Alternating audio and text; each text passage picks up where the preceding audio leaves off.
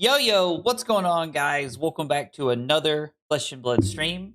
We are back after calling San Diego, and we are here to talk about Storytime. We're going to talk about the meta, and we are going to talk about the Kayo deck and how I think we can best take that Kayo deck and move forward with ProQuest season right around the corner.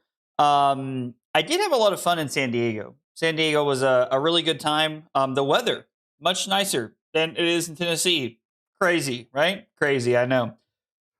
Oh, excuse me.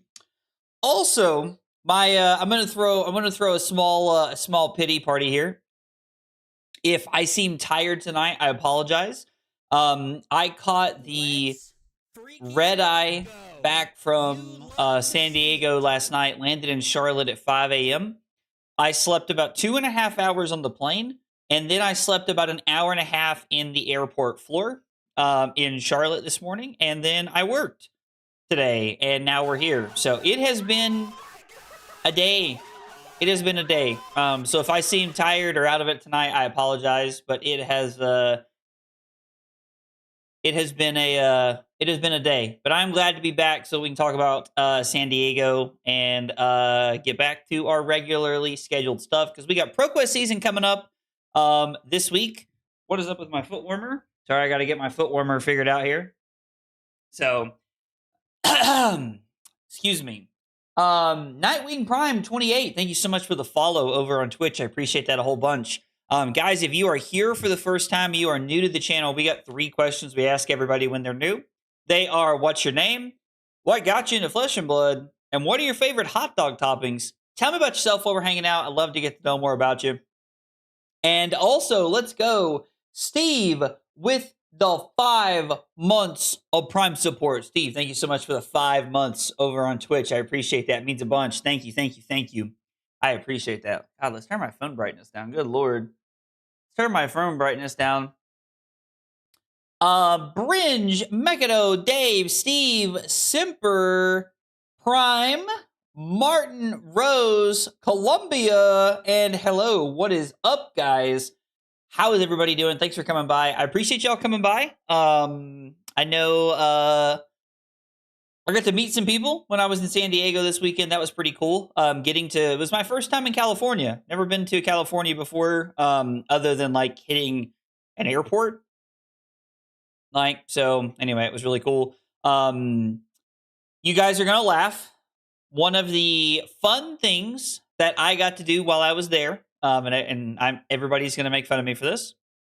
There is a movie that came out in the 80s called Top Gun, and it is about like the naval aviators and like this program like school that they have for like people who fly fighter jets. And there is a restaurant next to the convention center where they filmed a restaurant scene from Top Gun back in the day. And I went and had dinner there one night, or lunch there one day, I guess. I guess it was lunch. It was awesome. I went by myself. It was great. I enjoyed it. It was really cool to get to go and do that. So that was really cool. I enjoyed that a whole bunch. Yo, Colby, what's up, dude? I enjoyed that a whole bunch.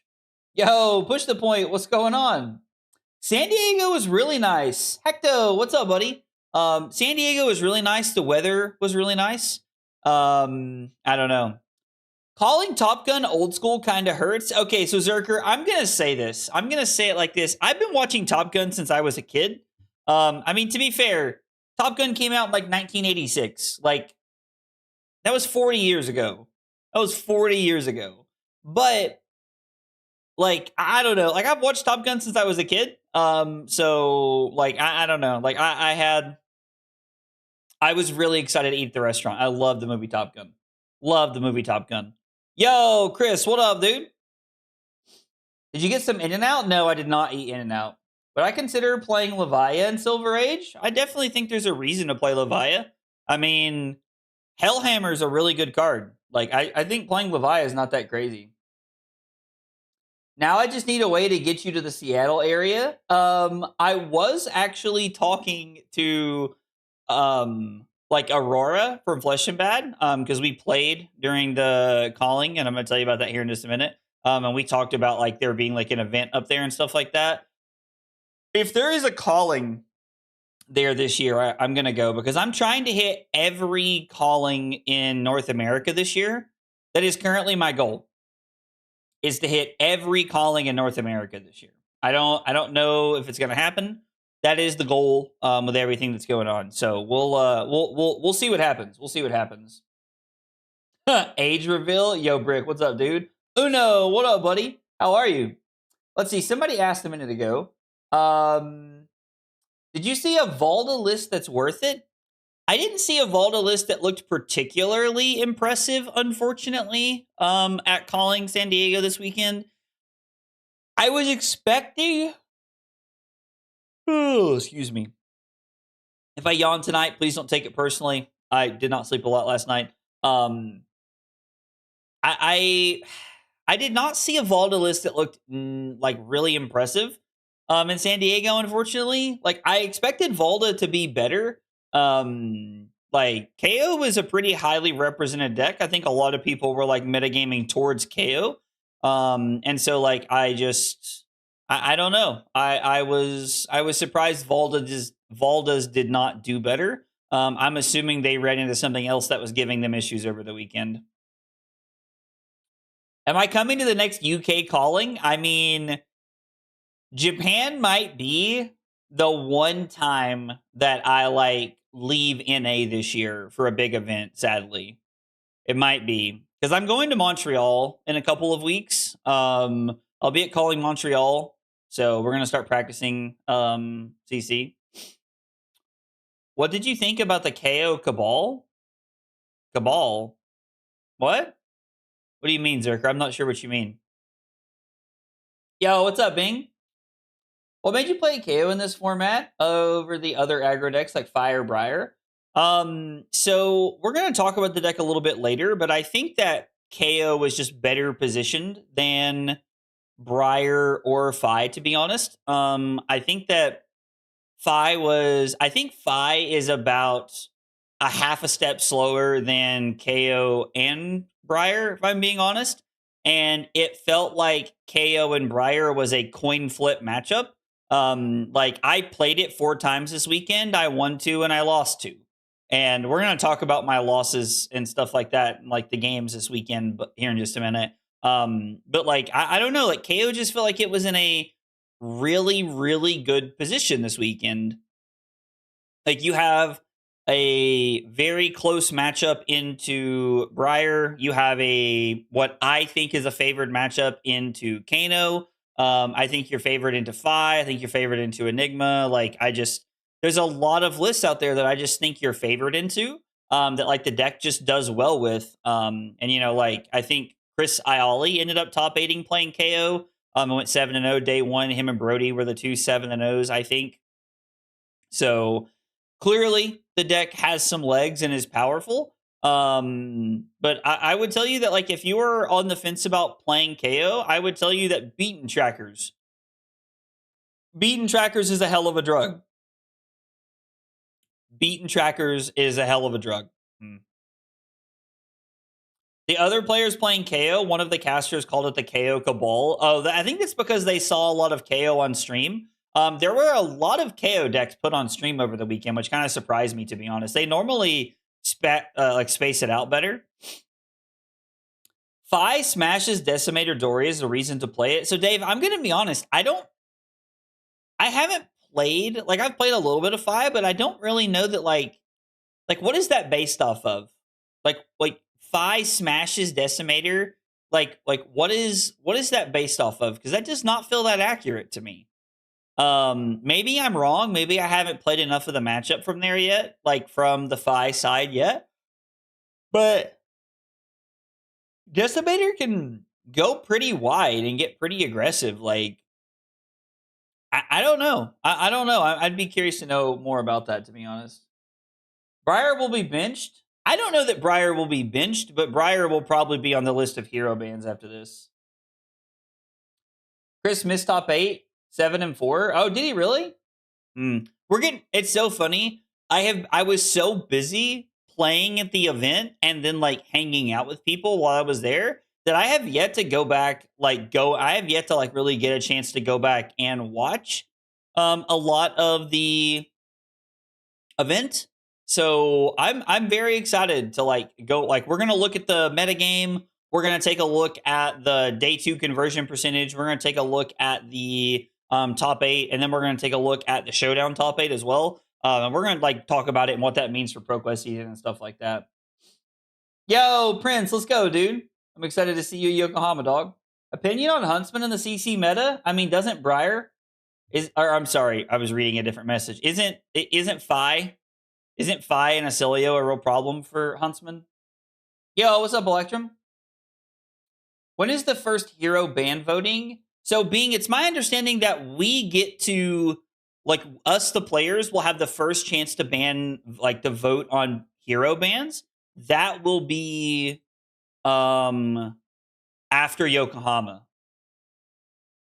Hey, Valur, what's up, dude? Yo, Philip.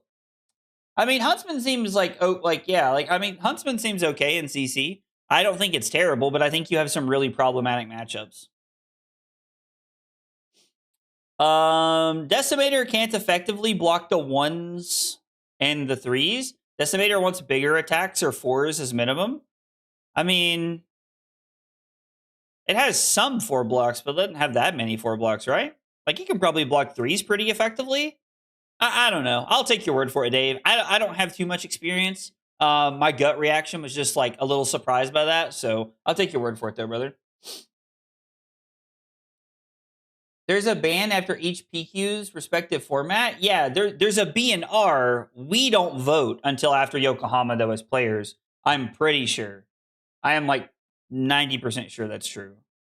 I was rooting for the one of Vincent that converted. Oh, yeah, I thought that would have been cool. I was actually getting to chat with the Vincent. That was pretty fun.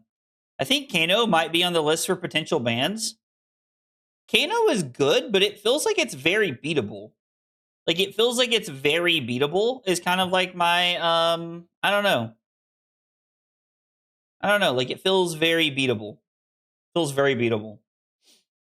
I love that we still, like, I love that is, like, his name. Liam Holden, champion of the people. I love that so much.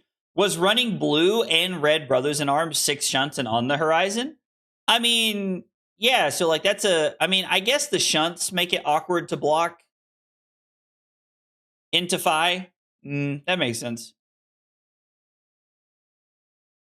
Kano will just be the dev ban. They hate that little wizard man. I don't. What have they ever done that says they hate Kano? I don't know that they've ever like hurt Kano in any way. Like, they hit open the floodgates one time, but that's about it. Me just hate him. I actually think that's pretty accurate, Rose. That I think like the hate. It's more just like Kano hate than it is like actual reason to ban him. But I mean, to be fair, he did win both events this weekend. James White loves Kano. I believe that, Bush. Just riding for my first Fab Love to be unbanned. Yo, you trying to get Chain unbanned out here? Yeah, I could see that, Bradley. I could see Briar getting the first community ban 100%. Kano is good even when decks have access to AB3, Polarity, and Oasis. I don't think he needs a ban, but he's definitely very good. Yeah, I mean, the deck's solid. I agree. I just like, if you're showing up playing like the DGA Dorinthia deck, like, like you might have, I'm not saying you're always going to lose, but you might have a harder time into like the, into the Kano deck. Like, I think that's like something that could happen. Like, Kano picks on those style decks, and that's one of the matchups that, you kind of just like don't have as much points into, which kind of sucks, but I don't know. Yo, let's go, Billy. My man with 25 months. Hello from Louisiana. Miss playing all the time. Billy, we miss you, brother. I appreciate the 25 months of big support over on YouTube, man. It means a lot. Miss you, fam. Hope we get to see you soon. Yo, what's up, Meeps? Oh, yeah, they'll like I think the community will 100% ban Briar. 100%. Hashtag warrior things is so true. Kano will just be they don't put Kano on stream unless they have to. I don't think they put Kano on stream unless they have to because like we're so used to the play patterns it creates in CC. I think that'll change more as the format continues to develop in Silver Age, Dave. I think.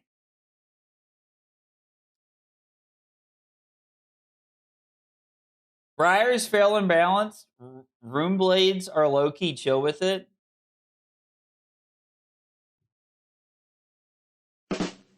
Get out of here, bro. No shot, dude. Sage feels real good and Compendium does a lot for it. What was your sleeper pick? I mean, I'm gonna be honest. I didn't really have like a crazy sleeper pick. Like the meta kind of shifted in a way that like made a lot of sense. I was surprised to see Phi more represented than like the DGA Warrior decks. I take that back. Like the deck that surprised me the most was Tao Tao's deck. Tao Tao playing new was like above and beyond impressive. Like Tao Tao played like I did get to watch one of his games on camera, and like I think he ended up losing that game to like DGA Dory, but like Tao Tao's the deck's really good. I think that new deck is really sweet. I like it a lot. I think they know Kano doesn't look good, that good on stream to new players. That could also make sense. I think he did an awesome job showing she was playable. Yeah, Tao Tao did it like amazing deck building, amazing gameplay. Tao Tao did a phenomenal job. You were telling me Enigma was asleep before London. I mean, I definitely thought Enigma was going to have a better weekend in London, and then she had a very, very poor conversion rate. I think there was less than 10 Enigma players at Calling San Diego. We'll look at all the data here in just a few minutes. Woo! Was hoping for Dromai. There was a Dromai in the showdown that went 4-3. It was Justin from AGE. But I don't know if one did any better than that. There's an event at the Outpost this Saturday. Yeah, ProQuest at the Outpost this Saturday. Silver Age. I'm very excited about it. I'm probably going to run back KO. Best of one Sage feels bad when you lose the dice roll or have one brick hand. I mean, yeah, like Bryce, like don't get me wrong. Like I was having this conversation at dinner over the weekend at one point. Like Flesh and Blood is designed around 40 life. These 20 life formats are always going to have some like back and forth. And we're going to talk about some of my losses and things like that. But I will say, as someone who had not been to like a competitive Sage event yet, I don't think I'd played a competitive Sage event anywhere. Playing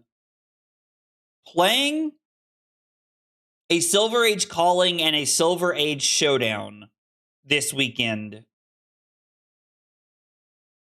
has done nothing for me but reaffirm that the format is good. The format is good. And like, you know, like Bryce just made the comment that like one brick hand will like hurt you. And like a lot of people, that is like a lot of people's like reaction. And I'm not saying Bryce is wrong because Bryce is not wrong. Like you can brick one time and lose a game.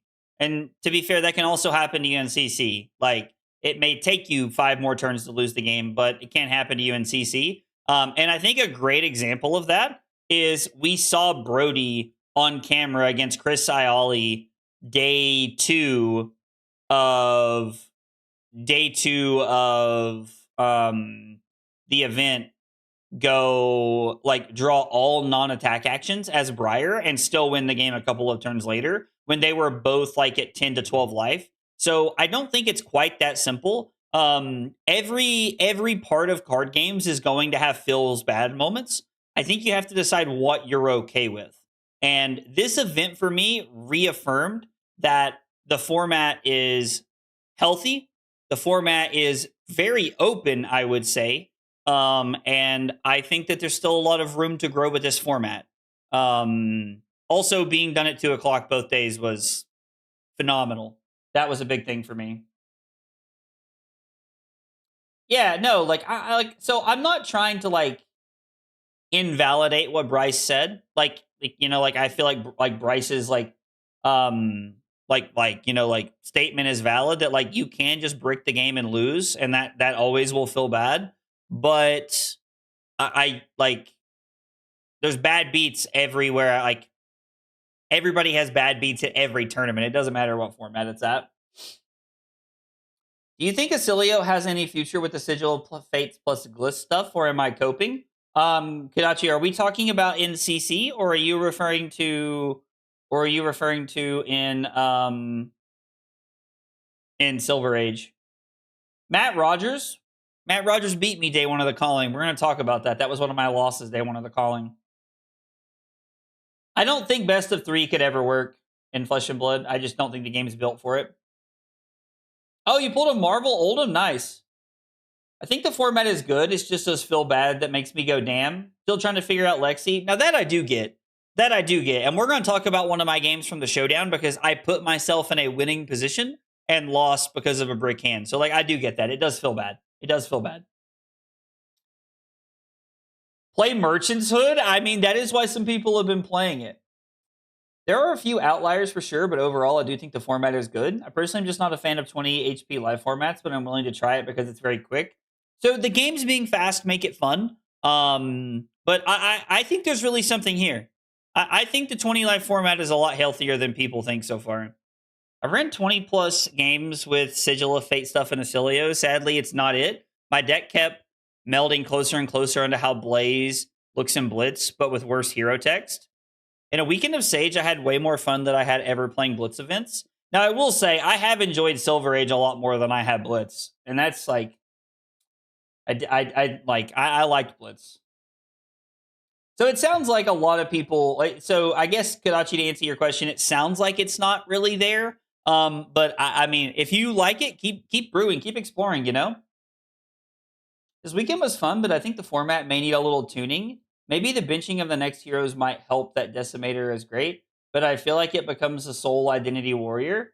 I will say there was a player who was X and 2. I think they finished X and 3 because of a pair up. They were playing Dawnblade Dorinthia, and they finished the showdown X and 3, which was pretty interesting.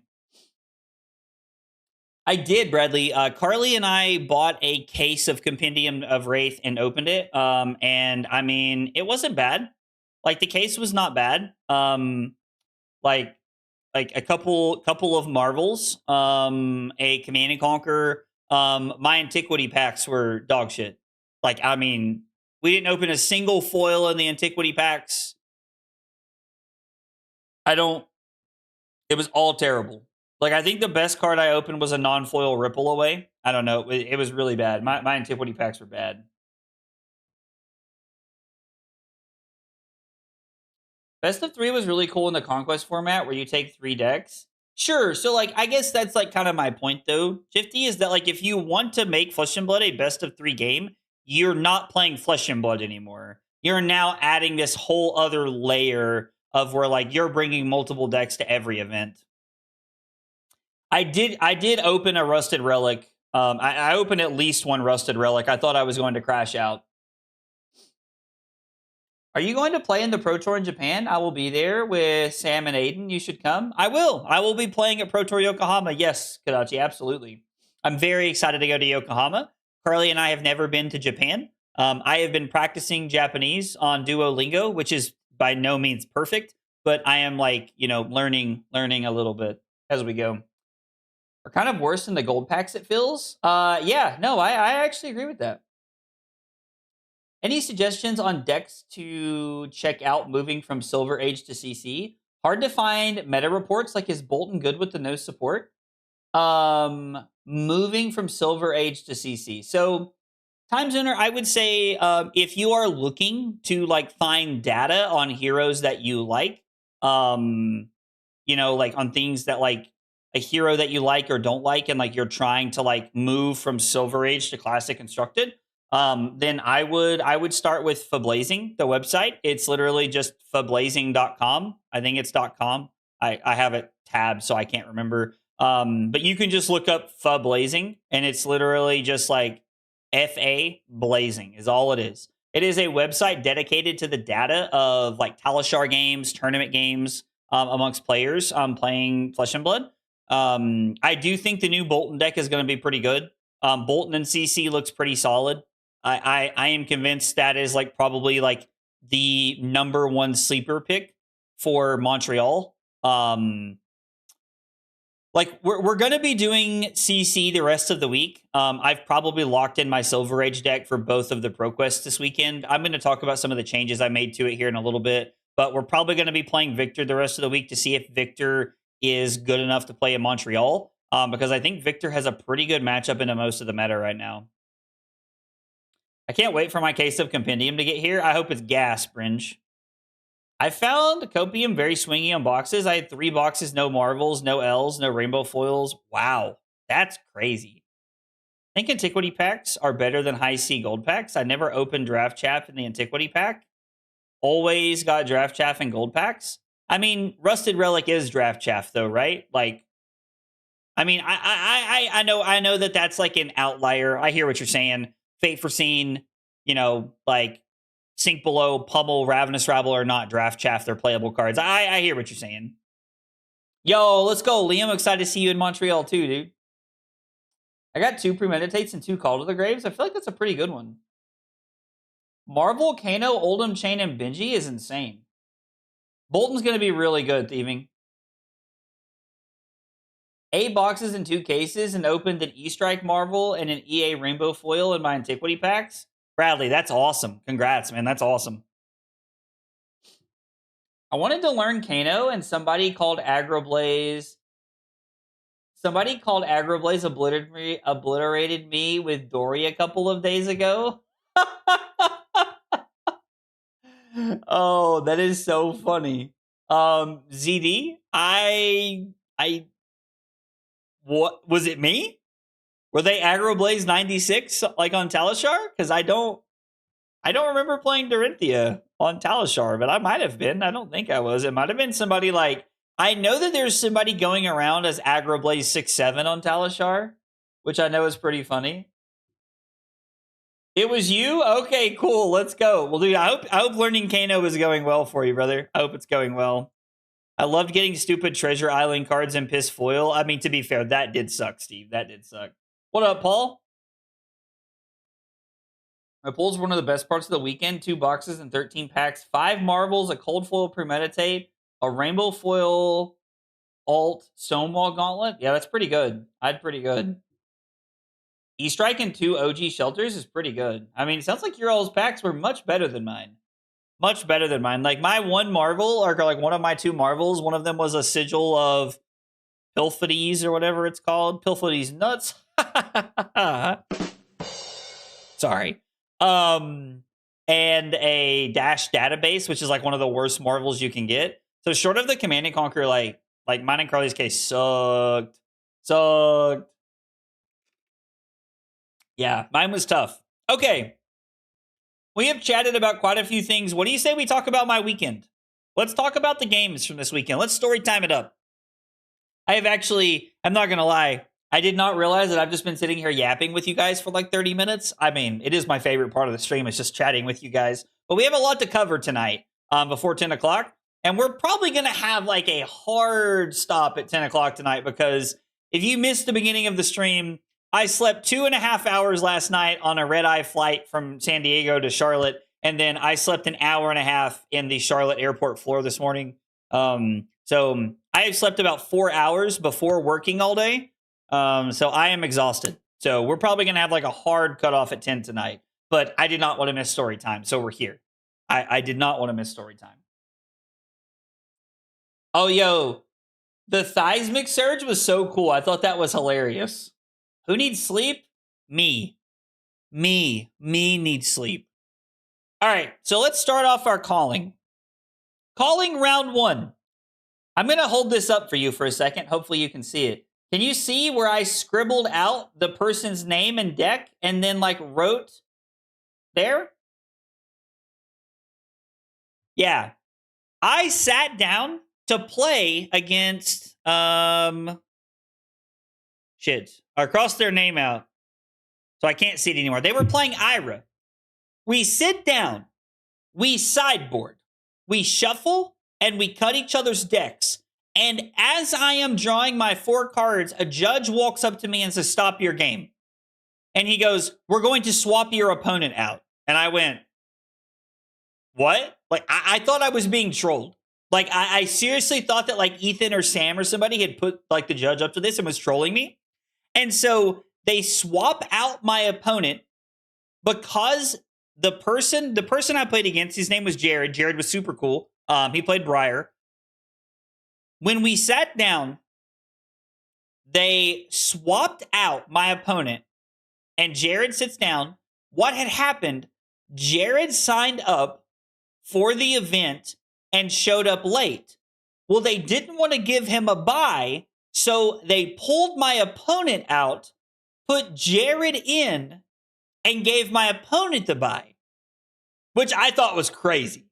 I have never seen anything like it. And when I say this, I mean nothing disrespectful about the judge staff.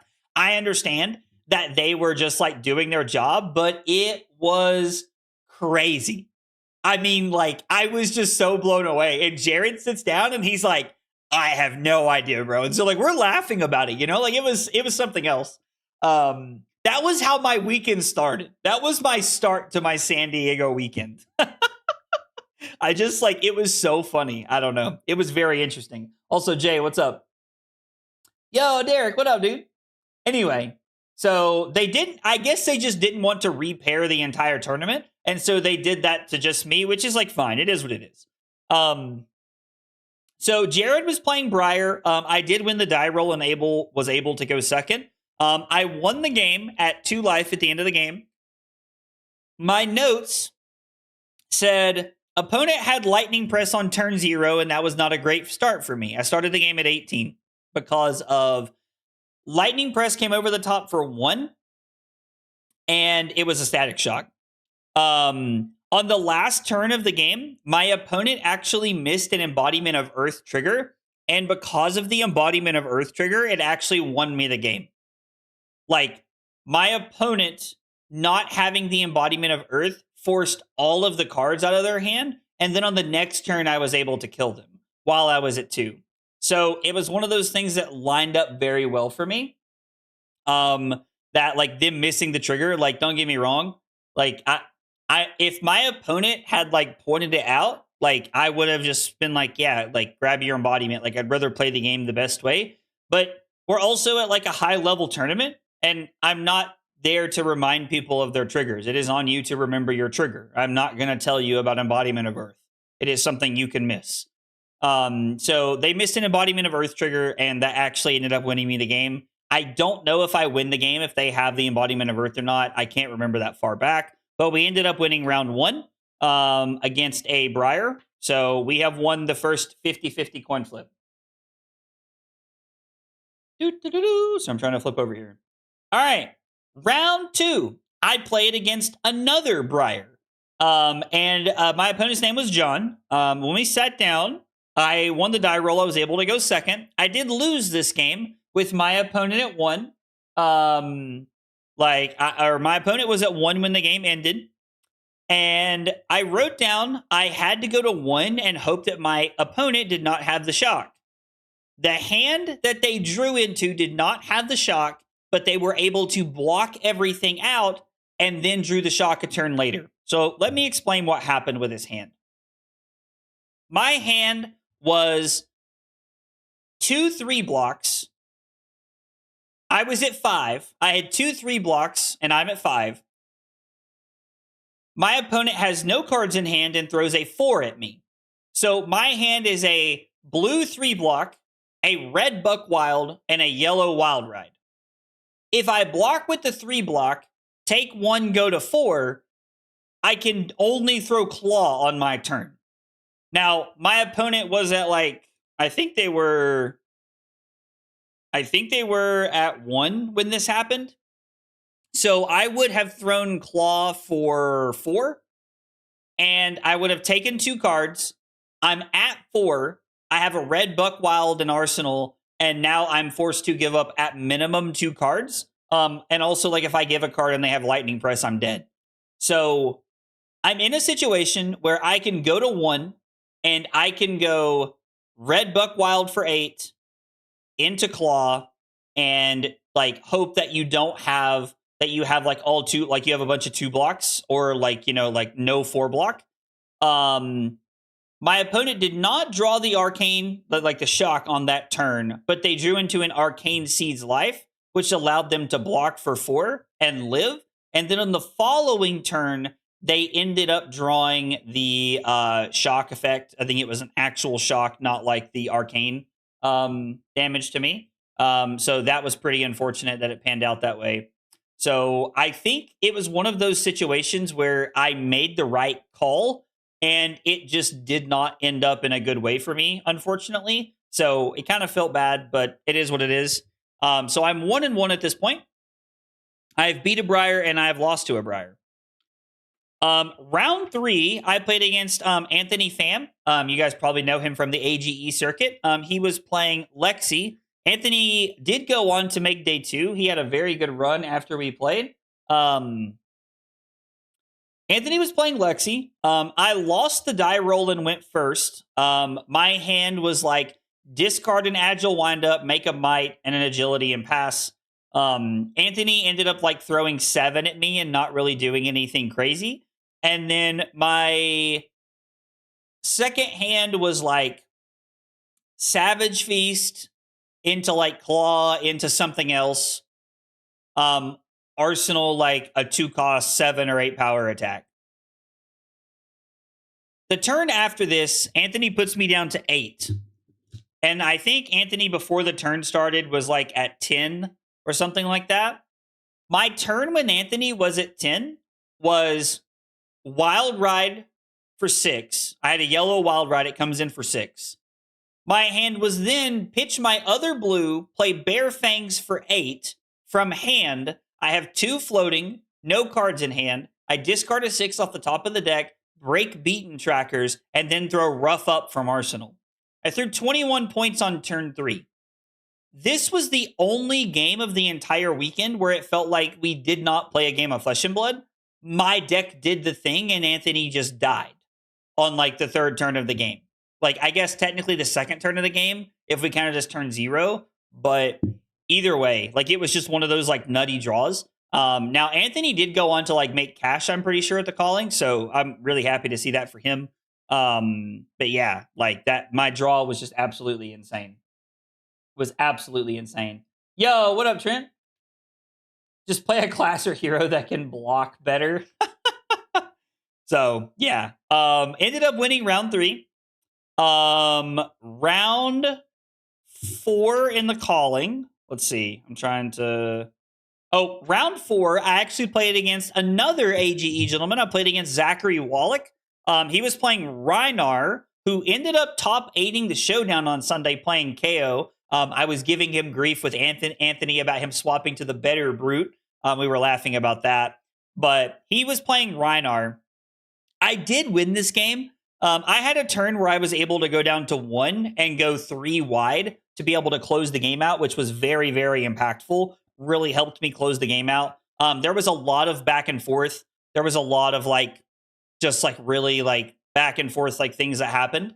I also did one of the dumbest things I've ever done, and we had to call a judge. So on Zach's turn, he attacks me with something and intimidates. Well, I am doing math in my head about resources and cards. So without even thinking about it, I pick up the card that is intimidated and start shuffling my cards around. And Zach can't stop me fast enough because I am like literally just like shuffling my cards around. And, you know, Zach has no way to know what he intimidated. Like, you know, it's in the dark. I picked up the card. I like my brain actually just like had like a brain fart right there. Like, it was just so dumb. It was so dumb.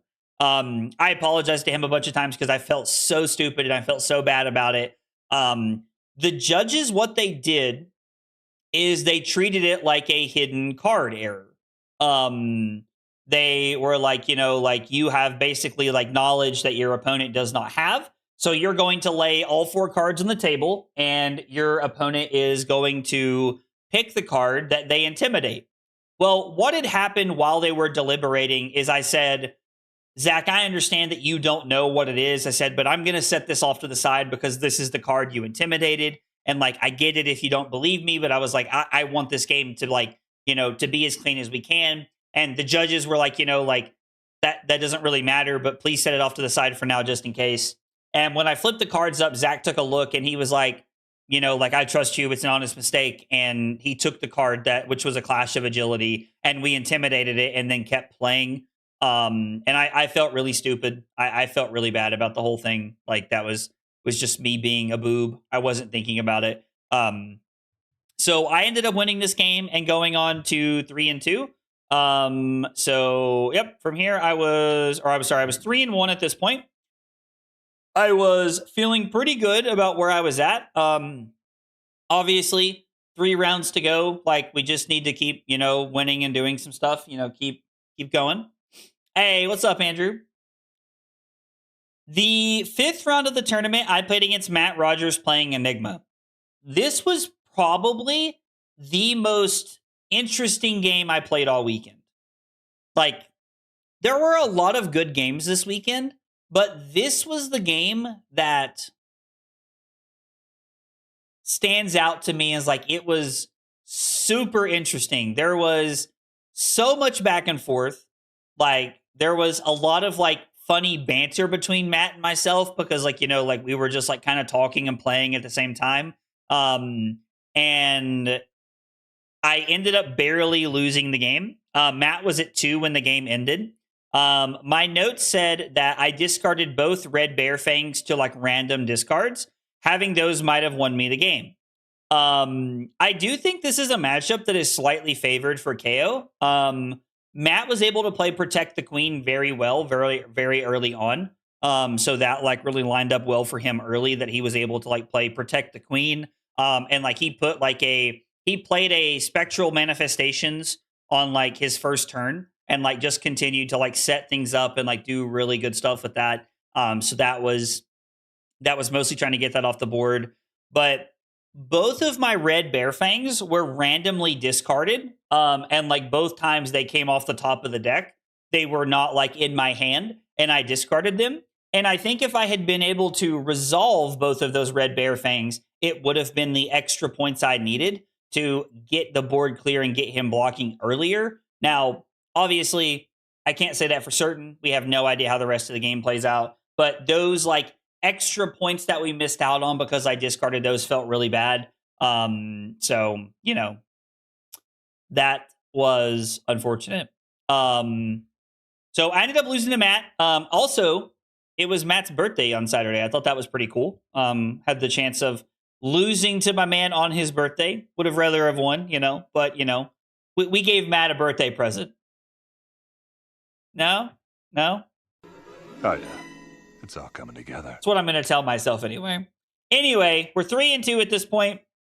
We are 2 rounds away. We're fighting for our life to stay alive. That guy was nice to you, but you couldn't help out the Briar. Sus AF, LOL. Dude, get out of here. So round 6, I actually got to play against Aurora from Flesh and Bad. I did lose to Aurora. We played a really good game. And my notes say that every time I tried to go 3 wide, I ended up with multiple yellows in hand or multiple 3-cost attacks. So this is going to lead me to a situation, like this is going to lead me back to one of the changes I made in my deck from this weekend to now, is that I am back on High Pitched Howl. I was originally not a massive fan of that card because there were so many times when I just had an extra resource and I was like, why are we playing this card? Like, it just kind of feels weird that we're playing this card that like could be Clash of Agility or it could just be a different 2 for 6. And I learned during this match why High Pitched Howl was so important, because if I had been able to end my turn on high pitched howl multiple times, I would have been able to set up the yellow hands. I would have had some bailout turns and been able to go like 3 wide more consistently. And I was only able to go like 3 wide like twice the entire game against Aurora, which was unfortunate. Aurora was at 3 when the game ended. Aurora played the game super, super well. Like it was just one of those matchups where like I feel like I was in a position to do well if I had the right cards in my deck. And I was trying to accomplish the game plan of going 3 wide as much as possible, but with the missing resources, it just like it really hurt me. So we are on back. We are back on 2 copies of High Pitched Howl tonight that we're going to be playing. And then round 7, this was like we were knocked out of like, top 48 for day 2 or whatever at this point, but we're just playing for fun. So me and Nick, who was actually a local to Aurora, and John and them. So I got to talk to them some more, which is kind of cool. He was playing Kayo as well. I lost the die roll and had to go first. But I will say that going first allowed me to put pulpings in my deck, because the game plan into Briar or into KO, into the mirror, is that when we go first, we're bringing in more no blocks. We're bringing in pulpings and we're bringing in yellow bear fangs, because it allows us to have a more aggressive start to the game and leak damage on turn 0. And I was able to get most of Nick's armor on turn 0, which put me in a pretty good position. So I ended up winning this game at exactly 1 life, which was pretty nice. It just kind of came together. I think Nick at the end of the game had a pulping and like a bear fangs in hand he couldn't block with. So just I was able to close the game out at 1 life, but it was a really close game. Ended up finishing 58th at the calling. Finished 4-3 and went 58th. Felt like there were some mistakes that I could have picked up on, played a little bit better with, and had some better, just some better, I don't know, just had some better plays, better mental thinking about things and maybe not playing a little bit too quick. So in my head, I'm like, okay, you've had the warm up day at a competitive level playing KO. I couldn't remember the last time I had played KO at a competitive level. So I was like, okay, we're shaking out the rust. We're feeling good. 4-3 is not bad at a calling. Obviously I wish I would have day 2'd. I would have loved to have day 2. But we're okay. We're going to pull it back together for the showdown, and we're going to come back and try to get him. Yo, Zovek, what's up, dude? Oh, thanks, Bradley. I appreciate that. Yeah, I'm not going to lie. I wish I had done a little bit better, considering I flew all the way to San Diego, but it was a good weekend. Lizard. Okay, so for the showdown, I ran back the exact 55 cards. I about said the exact same AD. I ran back the exact same 55 cards that I played on Saturday, just to try to run it back, to try to get just to see if the deck was still good, or what changes could be made. Round 1, I played against Jonathan, who was playing Briar. I lost the die roll and had to go first. My opponent, I ended up just passing on turn 0, and my opponent ended up with a hand that had no attacks in it. And so they had to throw Starfall at me for I think it was 4. And I ended up blocking with a card and going to 18, and then going 3 wide on my turn to get out in front. I was at 2 when the game ended, but I was still in a very good position. Because at this point in the game, I knew that there was only 1 shock left in my opponent's deck, which was nice. And so I was at 2, trying to close the game out, just getting aggressive, putting pressure anywhere that I could. And because of that clunker early on in the game, for my opponent with no attack actions, it really lined up for me to be able to just get out front and get on the front foot. So we were able to win round 1. And so started off the showdown 1-0, beating a Briar in round 1. Let's see, was this round 2? Did not realize this was round 2. Yeah, this was round 2, right? Did I skip a page somewhere? I feel like I skipped a page. Hang on. I thought this was my round 3 opponent for some reason. I guess it wasn't. I guess it was round 2 I played against Reinar. Sorry, I thought I played against Reinar in round 3, but I guess it was round 2. Are we confident that Kayo is the correct hero currently? I mean, so Tyler, like, correct feels tough because there's, a lot of good heroes in this format, but I do think Kayo is a very good pick. Like, I can tell you with confidence that unless something drastic changes this week, I'm running Kayo back at both my pro quests this weekend. I liked Kayo a lot. Round 2, I played against Corey, who was playing Reinar. I was able to go first. I lost the roll and Corey picked to go second. I was actually able to eat all of Corey's equipment.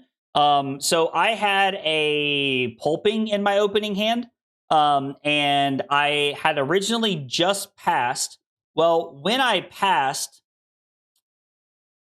no, that's not what happened. Sorry, I was like, oh, I'm gonna push some damage with the pulping. So I threw the pulping, threw the claw. I get a yellow Rally the Coast Guard from Corey. He discards a card to pump it up and blocks with leg piece to block 6 on the pulping. And then from there, I get a card from hand. I pass, gonna Arsenal Yellow Bearfangs. Well, when I go to Arsenal Yellow Bearfangs, Corey discards his last card as a windup to make an agility token. So I break my chest because we're still in that situation where, like, I break the chest and I just end up coming in for 7. And so when I come in for 7, I ended up eating most of Corey's armor. And so I got a lot of his armor, and that put me in a really good position. I think that, if I remember correctly, I think only 2 points of damage leaked through on that first turn of the game. But it ate like almost all of Corey's armor at that point in the game. So how dare I cheat on Victor? What's up, Copper? Listen, I like Victor. We're gonna be playing Victor in CC though. Don't worry. So ended up getting a lot of armor on turn 0, which was really nice. So that put me like up life, like figuratively speaking, I guess, like not literally, but it did feel pretty good. So I move on to 2-0 in the showdown. Round 3, I played against Eric, who was playing Kano. I think this matchup is very coin flippy. Like, I'm playing Arcane Barrier 1 and Spell Void 3 in this matchup, mostly as a way to just, like, try and go ham in the first, like, 2 to 3 turns. And, like, that's really... excuse me. That's really what we're trying to do, is just go ham and just try to get them blocking. I did discard 2 Sirens of Safe Harbor off the top of the deck, like just out of nowhere for that extra like life padding. So I was at 13 when this game ended. This was one of those games where like everything just went my way. I did take 7 damage off of a pretty tall arcane spell on Eric's first turn, which felt pretty bad. But ended the game at 13, was just able to like go super like Oonga Boonga, go ham, throw as much damage as I can and win the game. So we beat a Kano in round 3, and we move on to 3-0. Round 4, I played against Arnell, which I think is how you pronounce their name. Arnell was playing Fi. I ended up winning this game with 1 life left over exactly. And I wrote down that my opponent was forced to use a blue as a starter, and that helped with tempo. There was 2 turns in a row, the first 2 turns of the game, my opponent was forced to play a blue instead of doing anything else with it. Like, they just had to, like, use their blue efficiently, and so they threw it at me, and if this had been a red, I would have forced multiple cards out of my hand later in the game. I would have been in a really bad spot, but I was able to go down to 1 and keep, like, exactly what I needed to throw, like, a strongest survive for, like, 8 or 9 and rip a bunch of cards out of my opponent's hand, because they were already down to like 1 at that point. They had also went down to 1 to try to like put a lot of temp pressure on me. And so that worked out very well. So even though my opponent played the game very well, them having to play blues because they are probably on like 10 blues in their Fi deck made it very awkward for them because there was less damage they were presenting. And so like you kind of see like a little bit of like the clunkiness of like how Fi, sorry, I'm trying to unplug my phone. of like, drawing those extra blues in Fi can be pretty weird sometimes. So that worked out really well for me. So we're 4-0 at the showdown at this point right now. And like I'm one round at a time, one game at a time, just playing the games. Round 5, I played against Zane from AGE as well. Played a lot of AGE guys this weekend. Played against Zane from AGE, who actually went on to top 8. Big congrats to Zane for making top 8. That was really cool to see. Zane was playing Briar. I did win the die roll and go second. I had another situation where I could have blocked 3 and stayed at 5. I think I would have stayed at 5. And then my turn would have been with my opponent at 2. I would have been in a situation where I was going to throw 7, and I was going to let them more than likely keep 2 cards. And with me at 5, no card in Arsenal, I decide that there's no way for me to win this game if I block and stay at 5.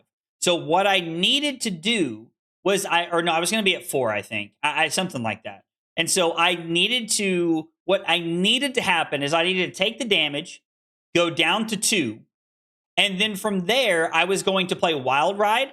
I had a yellow Sirens of Safe Harbor in my hand, and the Wild Ride was going to come in for 6, and then I needed to be able to throw Claw. So I was going to go 6 into 3, and if I discard the Sirens, I go back up to 3. Now, the risky part of this plan is that Zane has not played a Sigil of Suffering yet and has not played a Burn Up and Shock yet. So I am in like not a great spot right here. So deciding that again, I think it is correct to take some damage to set up the play where I try to rip Zane's hand away from him and gain a life. What ended up happening was Zane was able to block out one of the cards he drew was a Sigil of Suffering, which put me down to 1. I missed on the Sirens of Safe Harbor discard, so I ended up having to pitch it, so I'm now at 1. Well, then Zane draws into a Burn Up and Shock, and I lose the game. So, again, another situation where I feel like I made the correct decision, but I just ended up falling short with some of the variants. And the funny part is Zane and I were laughing after the game because he said, "You made the correct call. I rolled the dice the right way." And like we were laughing about that. And I told him, I said, "I'm going to quote you on that when we get on when we get on AGE or when I get on my stream on Monday." I was like, I'm gonna quote you on that. Also, congratulations to Zane and his wife. They are expecting very soon, so I'm very excited for them. That'll be really cool. Kayo is all about making the right decision, but sometimes Kayo saying "nah, not today" feels very real, Dave. So I ended up moving on to 4-1. And so at this point, I'm like, okay, I need to win out if I'm going to make top 8 from here. The round after this, I ended up playing against Dennis, who is playing Dorinthia, who also went on to make top 8. We got into a situation in the game where I needed to draw a singular blue. So I'm going to like paint you a picture here for just a second on how this game has walked itself into a situation. Appreciate you quoting like you said you would. Oh, dude, absolutely. It was too good not to talk about. Like you said it. It was just hilarious, dude. Like I had to say it. So we get into a situation where I want to check. I was just reading Zane's message. Dennis was at 7. Dennis is at 7, has no armor available to him. I have a might token on board, a red wild ride in hand, a red buck wild in arsenal, and my chess piece is available to me.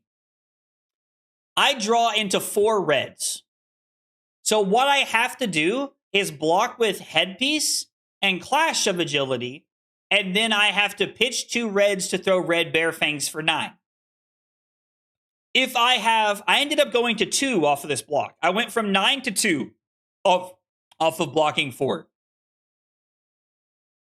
If I had a single blue in my hand, I get to go buck wild for 8. I get to block the exact same way and go to 2. I get to go buck wild for 8 into pitch a red and the chess piece to throw Bear Fangs for 8 to set up a Might token. I went from throwing 9 to throwing 16. That is Dennis's life total. Now, Dennis might have kept a card and tried to do some things, but I was in a situation where drawing quad reds felt so bad. He was at 7, Wally. He was at 7. I was gonna go 6-7, but no, he was at 7. He was at 7. And so that situation was just super unfortunate. So I was in a position where both of the games I lost, like in the showdown, were very good games. And then it came down to a small variance moment, and I was just like, dang, this sucks. I'm going to lose because of this. And so we ended up going back, and I was doing the math with Dennis on like what happens if I block with an extra card and I stay at 5 and I just throw like claw for 4 or something like that and try to like set up for another turn. It would have given Dennis an extra card that would have killed me on the following turn, so it wouldn't have mattered. Like we walked back through some of the game. I was just trying to think of like something I could have done differently. But like the quad reds, I think cost me the game. Now, obviously, I don't know if I go on to win from there. But I do get into a situation where I'm in a pretty good spot, I think. So that would have worked out pretty well. But from here, I am 4-2. I'm like just playing for cash at this point because at showdowns, they have now extended cash to top 16, which is kind of cool. It feels like a battle hardened plus, which with the way the game is growing and the way that the organized play scene is moving, this feels like a very, very high impact change for LSS to make for the player base and the people that play the game. So I'm very glad that they are making these changes. I think these are very, very good things for the game. So I really like that. Round 7 of the showdown, I actually got to play against, you guys probably know him as Capello. He used to do a lot of -IE content back in the day. And he was like one of the like first content creators. Like, I mean, not the first one, but he was like the first handful of content creators that I watched back in the day because I played -IE. And he had this video about getting the weapons out in a specific order and how that works. So I thought that was really cool. And so his name's Andrea. I got to play against Andrea in round 7. We were playing a game, and Strongest Survive put me in a very, very good position towards the end of the game. Andrea had a very awkward hand early on where he wasn't really able to like put much together. Like it was fine, but it wasn't really high impact. And so I was at 5 when the game ended. Andrea had also signed up for a 1 o'clock event. So like we got to the end of the game and they called his name over like the loudspeaker to have him go play. And he was like, yeah, I'm gonna like, I think I'm just like scrambling to block and not die here. Good game. And like left to go play in the thing. So I do think I was gonna win the game anyway, though. Like, I don't know that there's like, I don't know what could have happened where I lose. Andrea was at 2 the turn that he conceded, and I was throwing Strongest Survive for 9, I think, off of that turn. So I think I was in a really good position there. So it felt like I was in a good place, but we finished the showdown 5-2, and I finished 12th to, make like min cash, like to make some cash. So $125, which is cool. Like anytime you win money, it feels like a success to me. I am disappointed I did not day 2 the calling. But to do well at the showdown felt good. So, yo, Marvel Dash Database, let's go, dude. That was my weekend in the nutshell. No, help, this is me in a nutshell. Why am I made in this? How did I end up in this shell made of nuts? So, it was a good weekend. I really like the weather out in San Diego. I'm gonna keep talking about that. I'm going to keep talking about that. The weather in San Diego was amazing. Okay, so Dave just asked about tournament packs. Before I answer your question, Dave, I'm going to tell you a funny story. I posted in the Discord, in like the team Discord, that I missed my day 2 and that I was going to play in the showdown tomorrow. Well, Drew responded and said, smart, farming tournament packs. And I was like, dude, that's hilarious. It was brutal, but it was hilarious. So I did think that was funny. My tournament packs, my first one was a blue wild ride. A blue wild ride. So you get nothing. You lose. Good day, sir. And then my second prize pack was a red staunch response. Hooray! There's no confetti on this screen. It's only on the other screens. Sorry, guys. But still, the tournament packs are cool. I did one side event.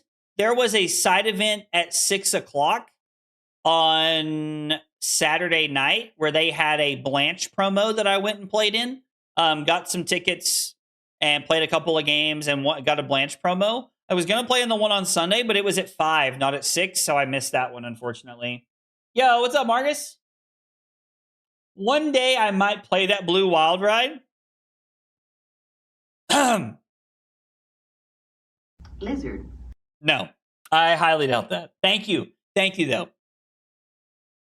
Yeah, the blue wild ride felt bad. Was only a couple of places below you at 5 and 2, coming in at 16th. Yo, repping Oldham at 16th, dude. Let's go.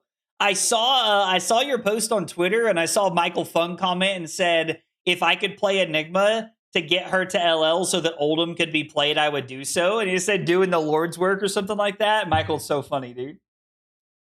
Do you think 171 was a solid turnout for a non-calling CC? So I guess that kind of like, I don't know, transitions us a little bit. Like that kind of like transitions us a little bit like naturally into the next topic here.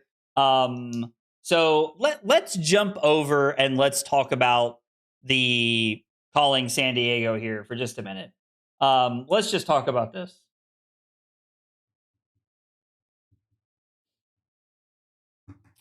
There was 171 players. Hang on, let me pull up Zoom it here so we can talk about this better. The metagame had 171 players at calling San Diego. This was a conversation for what One Shot asked. I had this conversation like I think a handful of times over the course of the weekend, and I think I've landed on that there was a multitude of things that were that you know like kind of pulled this all together on why the weekend was like smaller than I expected it to be.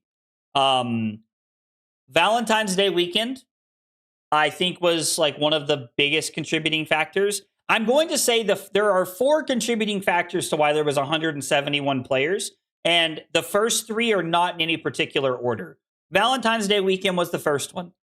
Huge shout out to my wife for being an absolute freaking G at all times, for letting me go play cards over Valentine's Day weekend. I will say her and I did get to have like a nice, like quiet, like we got to have like a Valentine's Day lunch together. And I got her flowers on Friday before I left and stuff like that. But like huge shout out to Carly for being freaking awesome and letting me go. So Marcus, Master of Pummels. You might have mentioned it, but did you see Aurora from Flesh and Bad was doing well? Yeah, she finished 14th on Terra. Was awesome, right? Was super awesome. So what that like Valentine's Day was one that did not help. I think the second contributing factor was how much it cost to get to San Diego. Like getting to San Diego is like not cheap for a lot of people. Like I know there were a few people who were thinking about coming and they had like $1,000 flights to get to San Diego. Plus, once you get to San Diego, it is very expensive. It was very expensive to do anything in San Diego. So Valentine's Day weekend, San Diego is expensive. Travel was expensive. The third biggest reason is that the cards had just come out the weekend before at world premiere. If you were not at World Premiere London, or if you did not have someone who was hooking you up with cards from the World Premiere, it was very, very hard to get the cards you needed for a calling the next weekend. Now, I have no doubt that there were stores that broke street date to hook up players. I have no doubt that it happened. If you did that, please do not say anything in the chat. I do not want you to get in trouble because you hooked up like your team or local players with cards for the event. Like, I am not going to go down that road. I don't want anybody to get in trouble, but I'm sure it happened. And honestly, like, I'm glad that it made it possible for other people to be able to play. So getting cards was the third biggest issue. I had to have Himmel overnight me cards to my house, like, to be able to play.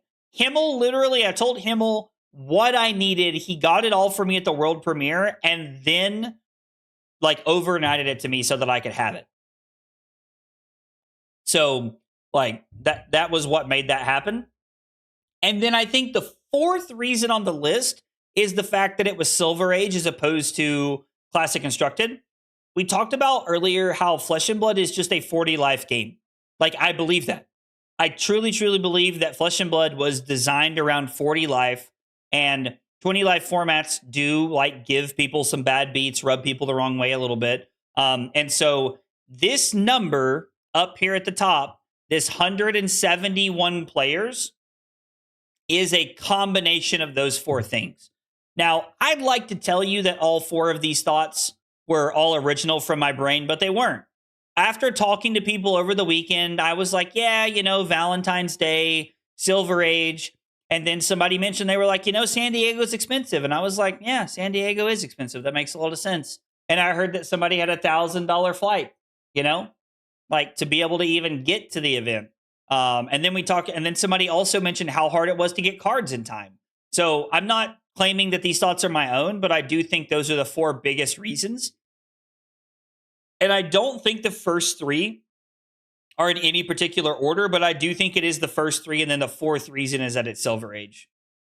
Yo, Dave, this Greg sausage roll, dude, like, this better be like the second coming of Christ. It better be so good, bro. Like, this thing better be awesome. I think I've only played a couple of games of Guardian and Sage, the class I normally play, but I'm really feeling the itch again. So I think that Guardian's biggest issue in Silver Age is that, like unless you're like Flavo, I think you have like a 0%er into like Enigma.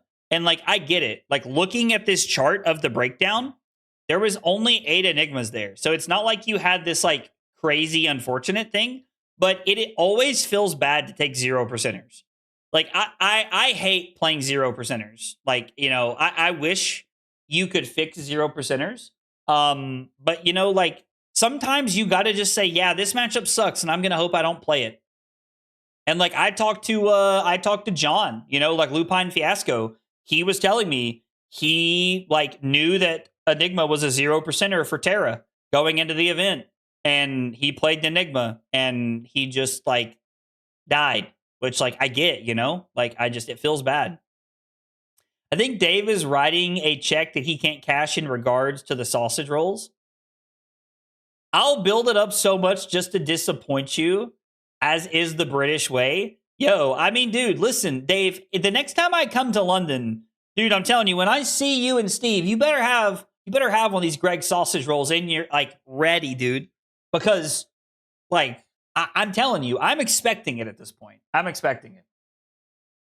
Am I excited to sleep later? Taylor, you have no idea how excited I am to sleep later. I'm very tired. I'm very ready to take a nap later. My daughter woke up and now I'm watching on mute and missed the answer. One shot, that's hilarious. Lyeth can have some crazy turns in Silver Age. I think there's a world where like Lyeth could be pretty good. Old Crow. Maybe Worlds is in London? Yo, I would love for Worlds to be in London. I would love to go back to London. I mean, don't get me wrong. Selfishly, I hope it's somewhere I've never been, because I'm enjoying the aspect of play the game, you know, see the world, make some friends. And like I've already seen London. I'd like to see somewhere else. Anyway, let's talk about this metagame breakdown. Briar dominates at number 1 with 37.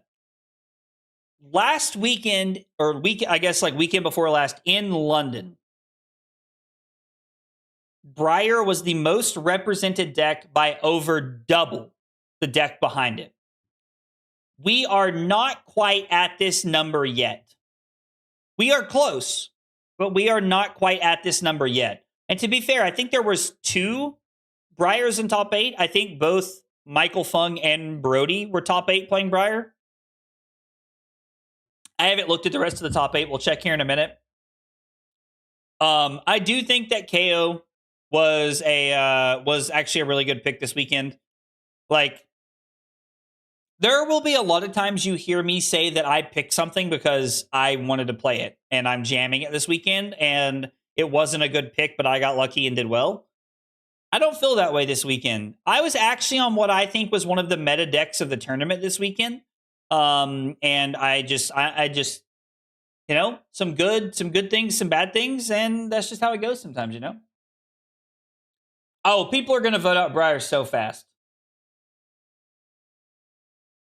It would be really cool if Worlds was in Germany. That would be really fun, actually. I might get a high-end bakery sausage roll and pass it off as a Greg sausage roll.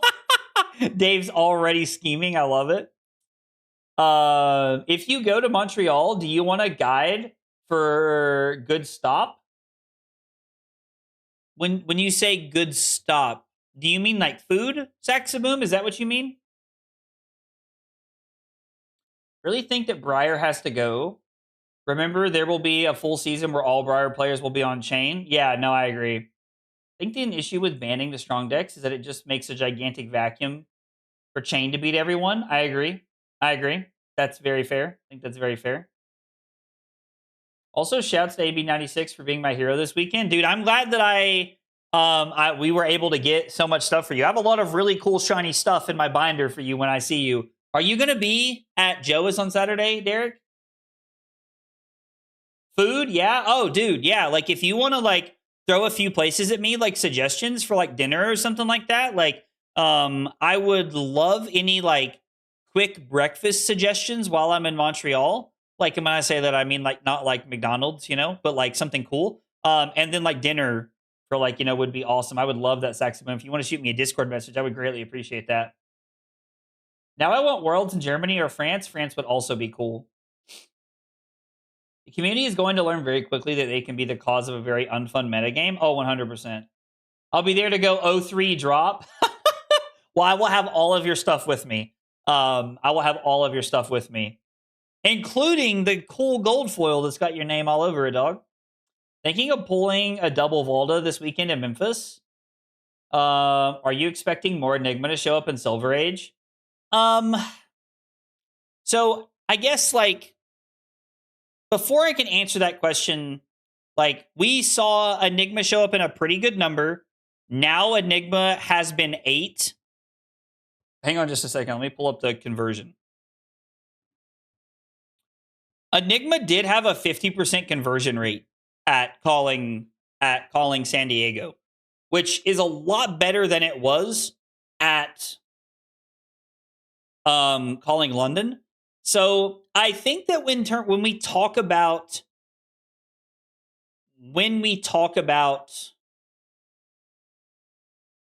like Enigma showing up, I don't think there's anybody who is showing up saying, oh, like I'm playing Enigma to counter the metagame. I don't really feel like that's like what's happening. Although there could be a world where like maybe Enigma is showing up trying to counter like the Kano metagame. I don't really know what that looks like in this format and how plausible that is. But if Enigma like tries to counter the Kano metagame, then we could see something like that. Like I still think these are going to be the 3 most represented decks at ProQuest this weekend. Like I think Briar, KO, and like DGA are going to be 3 of the most represented decks. Like if I had to like add a 4th, it's probably this. Like I think you can expect to see I think you can expect to see Briar, Kayo, Dorinthia, and Kano. And when I say Dorinthia, I mean DGA. Insert your warrior of choice. It does not matter to me.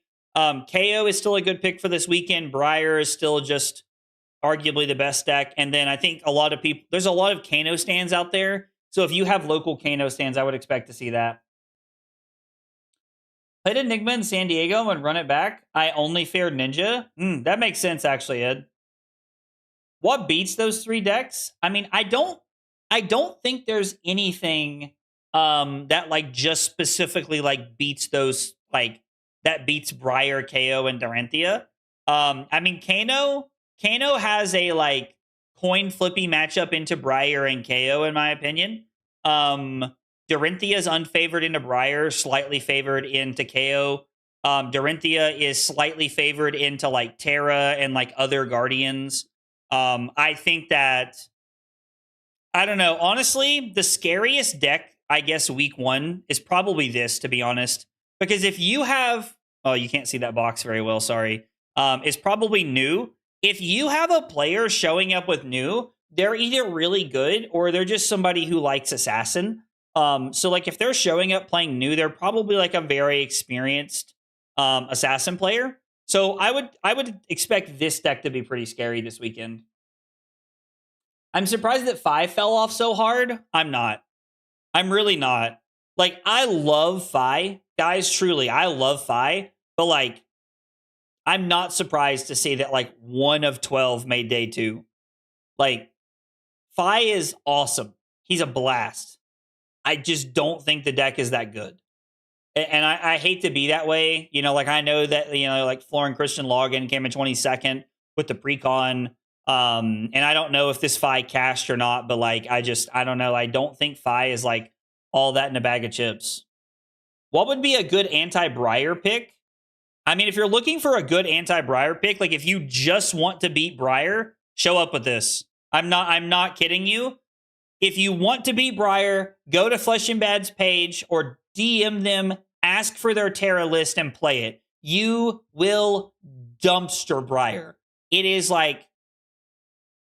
as close to 0% as you can get. It is crazy how bad it is. Play Jude's list. He took my London list and made it better. Oh, did he? Did he? About your list, you're on Test of Might. Please tell me why. Tell me why. First off, love Backstreet Boys. Test of Might is for aggro decks. I like having a 4-block. I like having a 4-block into this deck. I like having a 4-block into these 2 decks. And I like having a 4-block into this deck. So Briar, Lexi, Ira, and Fi was the reasoning for playing that. I have been debating taking Dave's advice and cutting 1 Test of Might and playing a 1 of Pummel just to get spicy with it. Oh yeah, it's all coming together.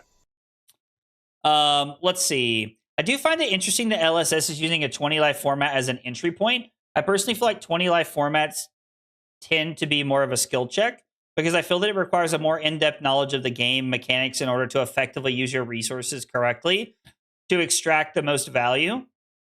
I mean, it's a very interesting take, Zyreko. Hang on, my brain needs a second to process that one because I think my gut reaction is that I would argue 40 life is where you get the most value out of knowing card for card everything your opponent does. And that in a 20 life format, you can just go, he, here's my cards. I don't know. That's an interesting take. You've perplexed me with that one, brother. You've perplexed me with that one.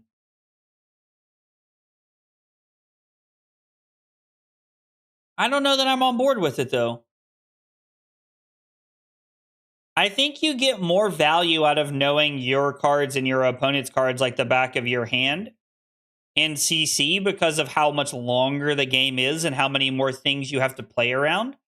There are a lot of times where, with KO, if you attack me with stuff, I'll just jam my armor in front and just go ham on my turn. So I don't know. That's an interesting take. I'm definitely not saying you're wrong. I just think it's interesting. So I think because it's a 20 life format, you have less room for error, so every inch matters gets amplified.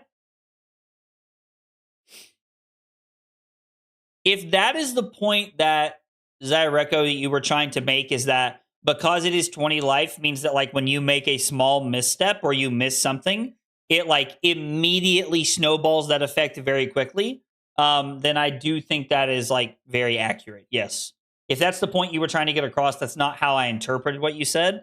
But once like Arclight explained it like that, I that makes sense. I can totally get on board with that. Margin of error in 20 life format is so slim. More damage based than CC. I thought you liked Blitz more than CC. Well, Blitz isn't really Blitz anymore. I mean, Blitz isn't really Blitz anymore.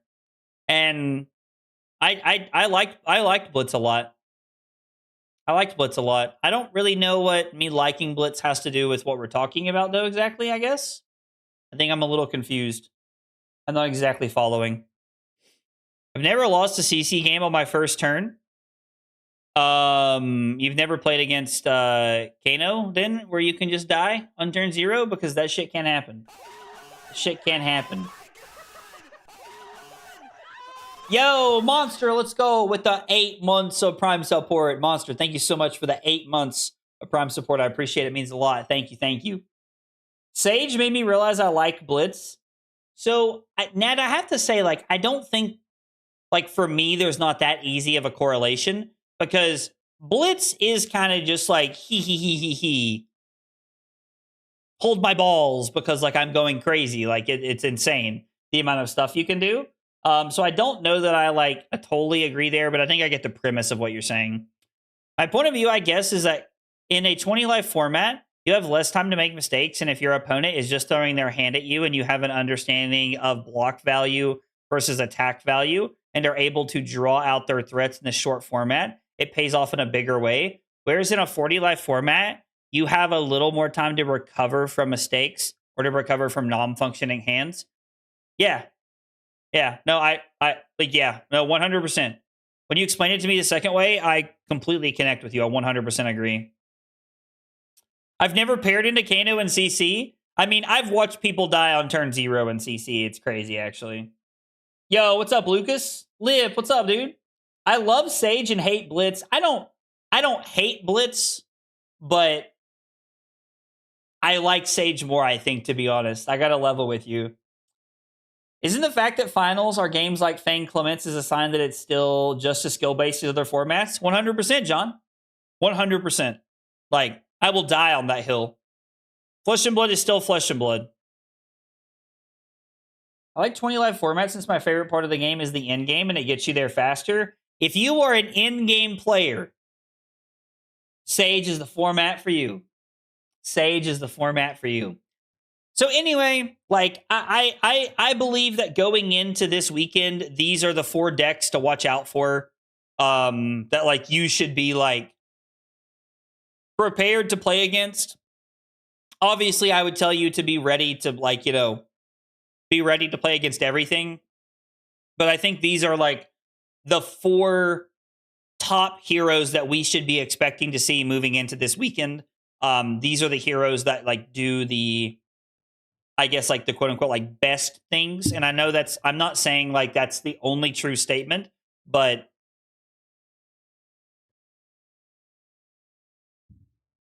and the other thing I will say is like we talked about this is like it's not really, I guess it's not really a sleeper pick anymore because Tao top 8 the calling, but this is now my sleeper pick for week 1 of ProQuest to do very, very well. So I will tell you, you should 110% be prepared to play against New this weekend. 110%. So already a top tier format. All right, we know where Jorge's at. Yo, let's go. Machu Picchu 23. Thank you so much for the Prime sub over on Twitch. Appreciate that. Appreciate that a whole bunch, Machu. It means a lot. Thank you. Or Machu Picchu. Sorry, I pronounced that wrong. Machu Picchu. My bad. My bad. I appreciate the Prime support, though. It means a lot. I see a train a-coming. It's around the bend. Yo, Bringe with the 5 bits. I guess you could say it's around the Bringe. All right, that was bad. My bad, guys. Do we know the new matchups yet? I'm not sure what you mean, Paul. Oh, like what they played against? Is that what you mean, Paul? Oh, dude, the calling days were over before 2 o'clock every day. Freaking banger. I mean, chef's kiss. I told Carly, I said, I don't care if it's in a shithole town. If it's Sage, you need to come with me from now on because we can hang out and do whatever afterwards. So, like, yeah. Yeah. New was just a really good looking deck this weekend. Terra, Aurora playing Flesh and Bad ended up finishing 14th. It is like definitely some block sloppy style stuff. That's right. With Sage, you can play the game and see the world, make some friends. I still trying to get that to catch on. It never does, though. I still find it amusing. You condensed my name to a grammatical error. I mean, if it bothers you, I'll call you your full name. But yeah, like a lot of times people's names are so like stretched out that like I just try to find one thing and talk about it. Let's see. Let me pull up Fablazing and see if like it's already been updated. I highly doubt it has though. Let's see. Is there just like tournaments? There is. Calling San Diego. Wow. Big shout out to our boy at Fablazing for being on top of this. It's crazy that this is already up. All right, let's take a look at this. Here we go. Tao Tao Chu went 9-2. It appears that the other 2 people who played new went 0-3 and 0-2. Ew.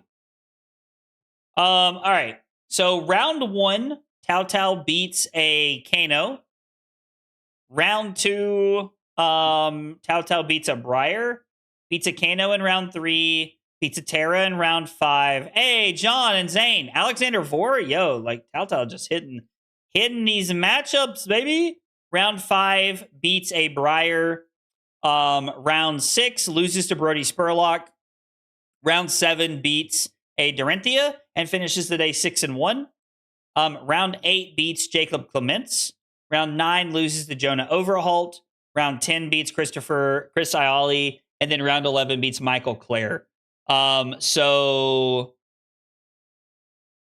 1, 2, 3-1 against Briar on the weekend. 3-0 in the Kano is crazy. Beat a DGA, what I'm assuming is DGA Dory. Lost to a DGA Dory and then beat a Kayo. Yeah, I think Brody got the Exo Curse in top 8. Is a grammatical error for making my username at 3 a.m. on a school night? Dude, that's so amazing. That's so good. And I love that I picked the wrong part. Said in our Discord, New didn't make top 8. Tao Tao made top 8. That's fair. That's fair. Tao Tao made top 8 is very accurate. I would be curious to know what the other days looked like. Like what did Brody's day like weekend look like? Beat an Oldham, beat a Kayo, beat a Briar, beat a Kano, beat a Briar, beat a New, beat a Kano, KO. All right, so he went 3-0 against KO, which I mean, I guess is like not perfect. He did win all 11 games. I guess let's look at Evan Bridges. I think Evan Bridges made top 8. Let's look at these matches.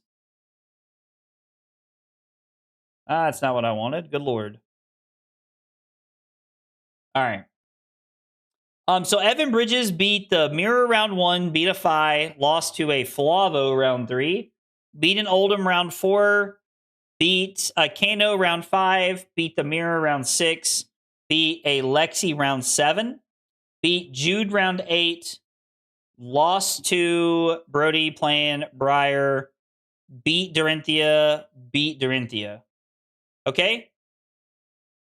Wonder if his list is available yet. Can we see his list? Oh, right here. Oh, it's not here yet? Wait. Deck lists are not up yet. Okay, cool. So, I mean, I think the data is pretty good here. Like, I think that's pretty good stuff to be looking at. What do you think the best decks for PT Yokohama will be in CC? I don't know that it's that easy to pick right now. We need to see how the metagame shapes up and how ProQuest season happens, because we might lose heroes during ProQuest season, right? And I think that makes it, like, not super easy to just say, like, what exactly is going to be the best deck. All right, this was our top 8. We had 2 Briars, 1 KO, 1 New, 2 Kano, 1 Enigma, and 1 Dorinthia. Oh, yo, Jonah made top 8? I did not know that. Yo, big GGs to Jonah. I love Jonah. He's awesome.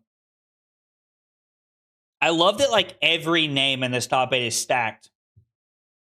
Brody, Jude, Evan Bridges, also an AGE guy, Jacob Clements, Tao Tao, Michael Fung, Alexander Ford, Jonah Overhaul. Like, every name here is, like, I don't know, is just, like, so good here. Oscilio is best deck in format by a mile. I think people are going to target Oscilio, which makes it interesting. Oh, is his list already up on February? We'll take a look at his list then. We'll take a look at his list. So Brody gets the undefeated curse in top 8 and loses to Enigma. Evan loses to Jacob Clements playing Kano in top 8. Tao Tao loses to Michael Fung playing Briar in top 8. And then Alexander Vore beats Dorinthia in top 8 playing Kano.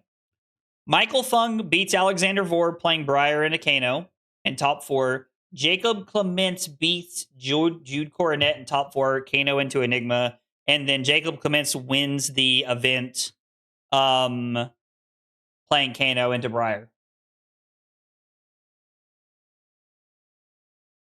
I mean, 20 life or 40 life, the best players are still winning. Like, and this is the prime example of, like, this example.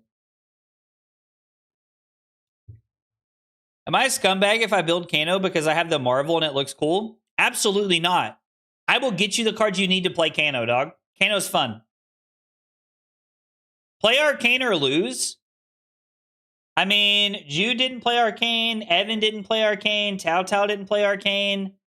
Like, half the top 8 was, like, no Arcane. Now, to be fair, the other half of the top 8 did have Arcane damage. So, turns out Arcane damage be pretty good. Who knew? Who knew? Okay, and then let's take a look at the showdown. I've also got the showdown here that we can talk about for just a second. Let me pull up the last thing here. All right, so this is the showdown.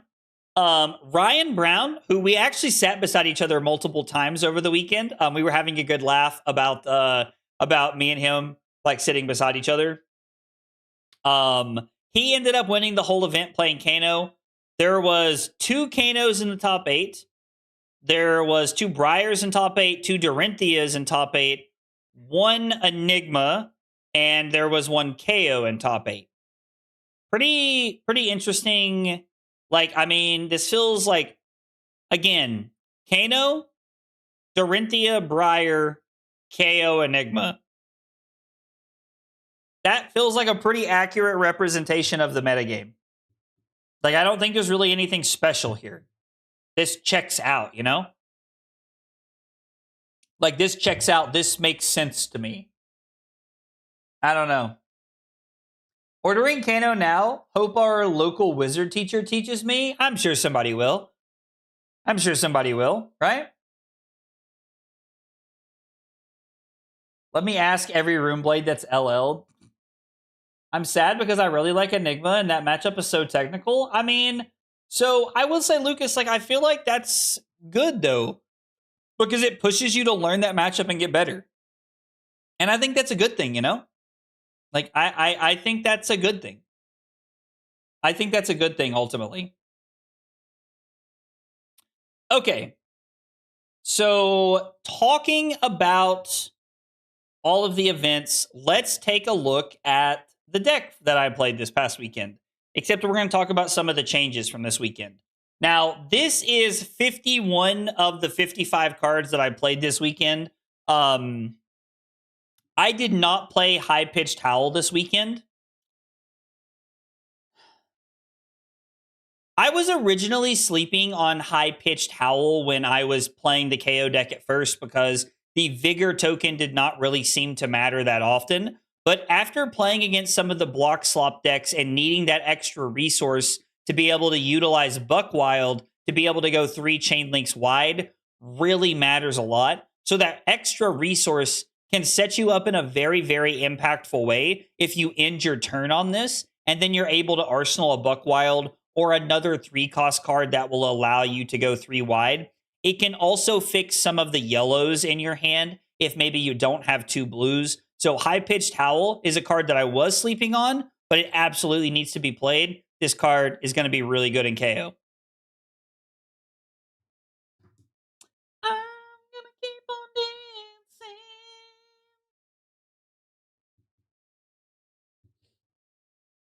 I don't know why that song was stuck in my head.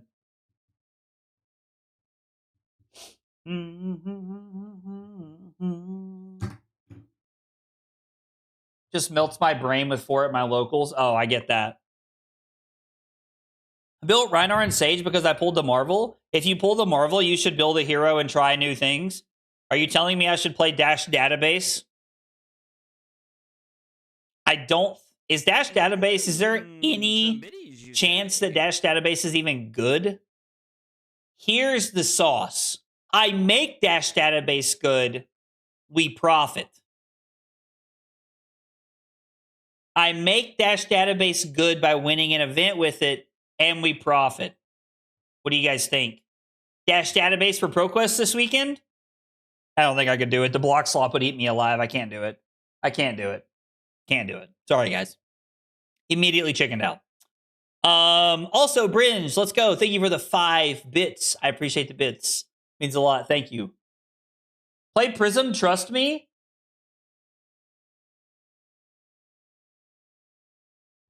So you get nothing. You lose. Good day, sir. No. No. Anyway, moving on. New plan. We build Dash Database, then campaign to get all our bad matchups community banned. Go on. You're cooking. Oldham, Dorinthia. Those are the first 2 that come to mind. Those are the first 2 that come to mind. Nicholas Taylor, thank you so much for the sub over on YouTube. I appreciate you being here and hanging out. Guys, if you are here for the first time and you are new to the channel, we got 3 questions we ask everybody when they're new. They are, what's your name? What got you into Flesh and Blood? And what are your favorite hot dog toppings? Tell me about yourself. Love to get to know more about you guys while we're hanging out. Terra would be the 3rd one. I agree. Yeah. The other card that I've added to the deck that I'm really gonna like, I think we might. Taylor referred to this as cooking too close to the sun earlier today, which he's probably correct, but I still want to try it. I think there's a world where Zealous Belting fits into KO in Silver Age because it is another go again card that sets us up to try and go potentially 3 chain links wide against a lot of these block slop fatigue style decks. So Zealous Belting something I want to try out. I'm not sold on it yet, but I think this is a card that has very high potential because it is 5 go again or 6 with a might token, and it's 2 cost, so it fits into our curve very, very well.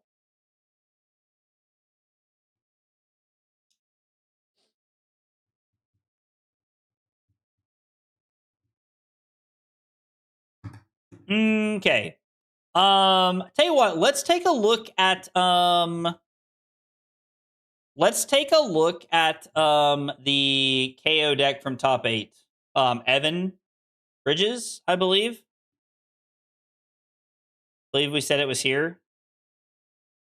Let's see. If we can find the deck, I would like to take a look at it.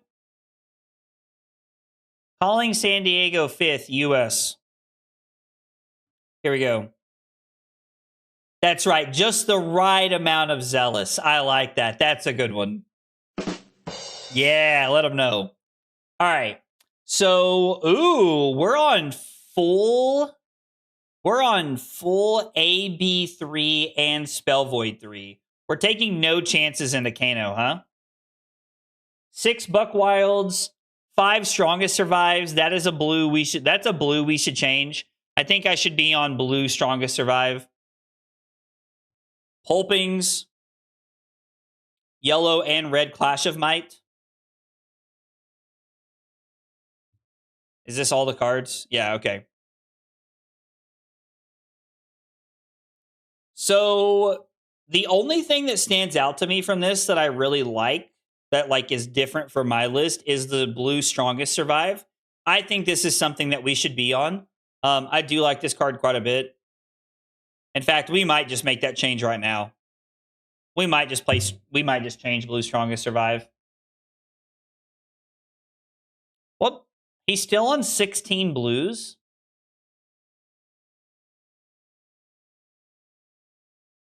Oh, he's not on the 2-block one?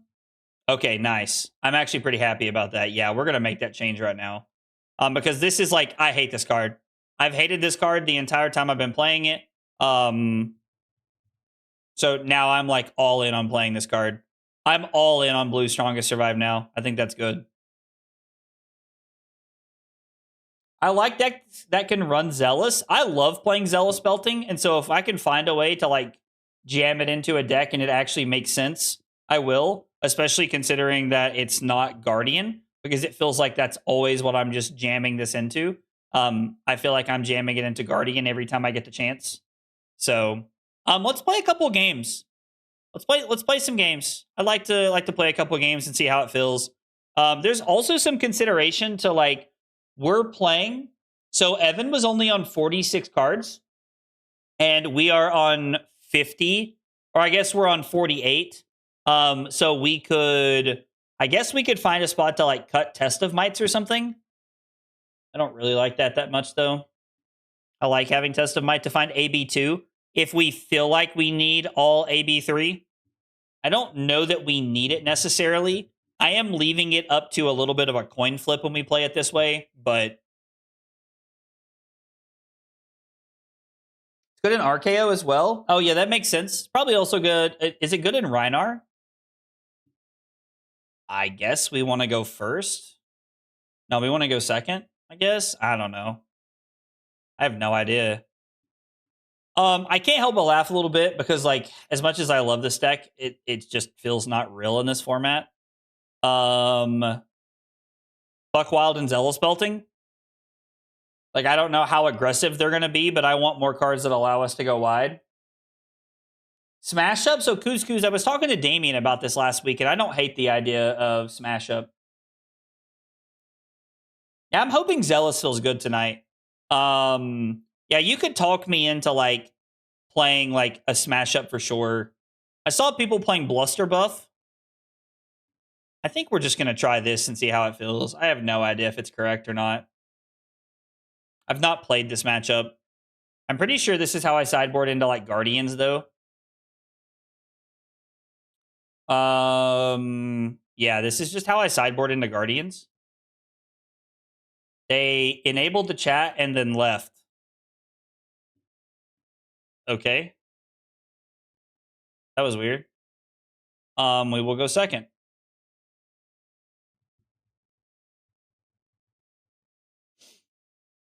This is no AB. We just do not play AB. This is 2 Test of Mights and 2 Strongest Survives. What is happening?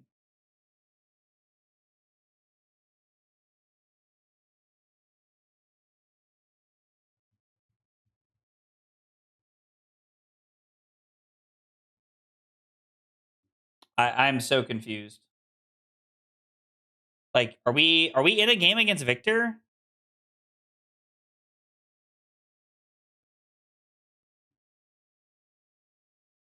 Okay, so we're playing against Victor. Okay.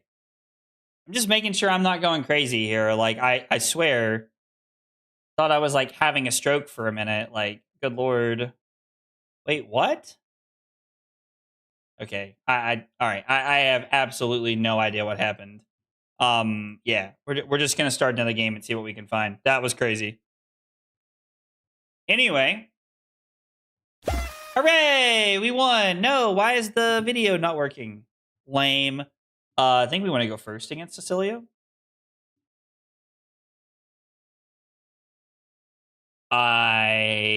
Do we just ignore their arcane barrier?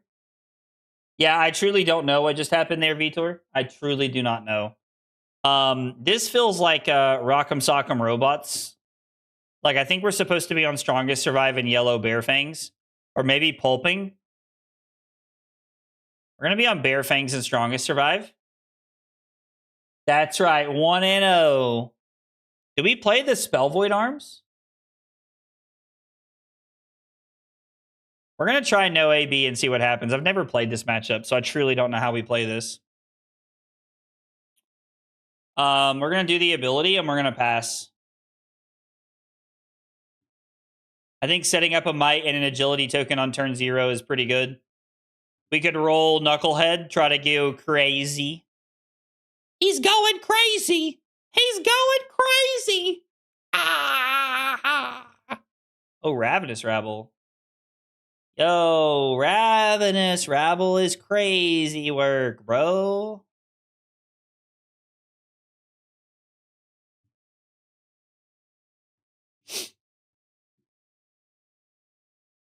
I mean, I will just block with Predatory Plating and Knucklehead if I have to.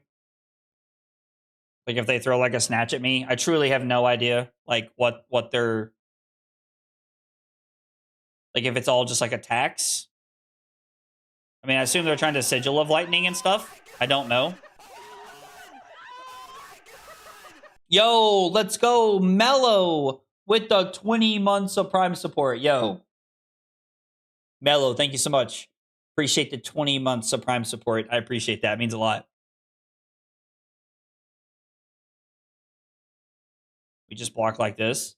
So Mellow, I think that, well, hello, my friend. I think that my concern with Spell Void 3 is that we're not going to be pitching to anything on their turn. So I don't know that we'll have it turned on. I guess we'll pitch Bear Hug. I would rather keep that in the deck. Oh, actually, that's wrong. That's just wrong. I'm supposed to do this one, right? Because we want to make sure this one stays here. We want to play this Bear Fangs. And then if we keep a blue, we get to go claw into other Bear Fangs. This is going to be 18 points. Insane in the membrane.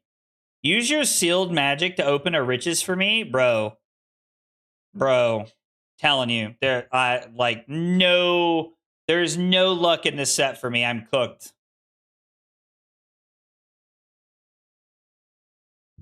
So yeah, like, I think that's like my concern. Like Justin and Mello is that, like, the Spell Void Arms is technically more value, but I don't know that we're ever pitching to anything on their turn. And I don't know that they're dealing arcane damage to us on our turn, is my concern. Like, we have to run AB1 and the arm piece if we're going to play it, and I just don't know that it's worth it. Was there anything that was actually picked up?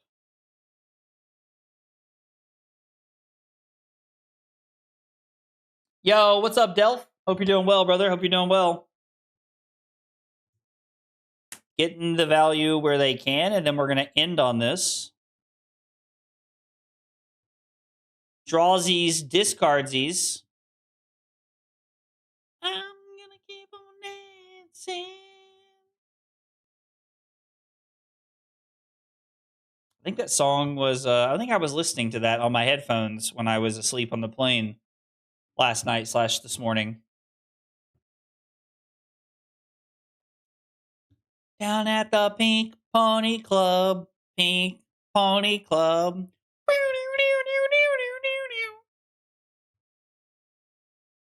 Just get me to open. Yo, yeah, it sounds like I need you to open my antiquity packs. Honestly, though, I will say Carly normally opens straight gas, and like Carly did not have we did not have a good stretch with my antiquity packs.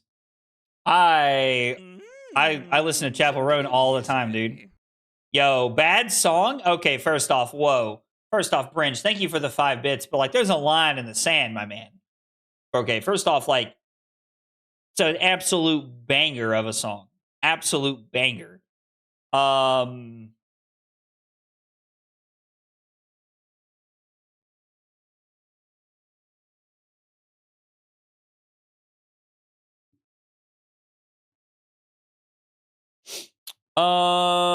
This hand's not great.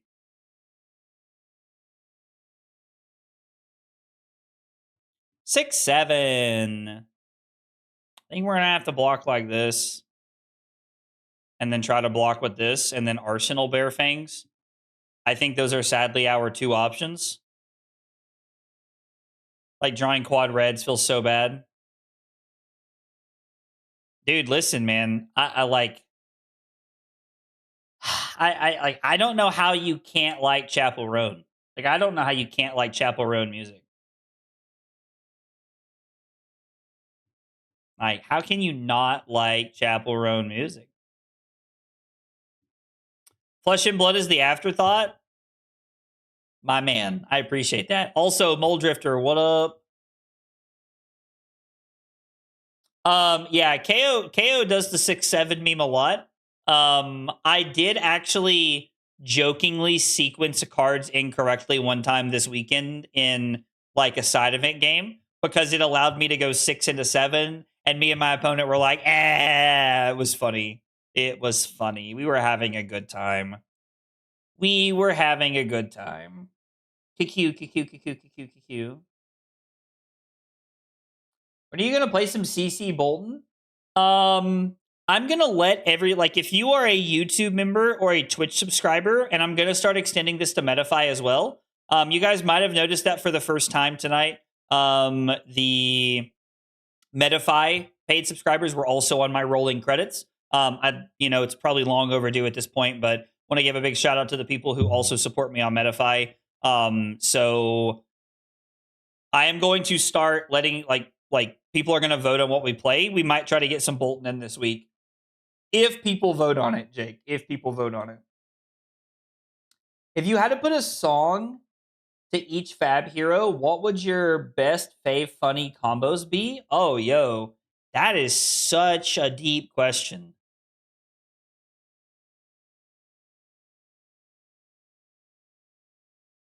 Wow. That's ooh. Hang on. You've like broken out like we got a thinker over here. Kind of struggling with like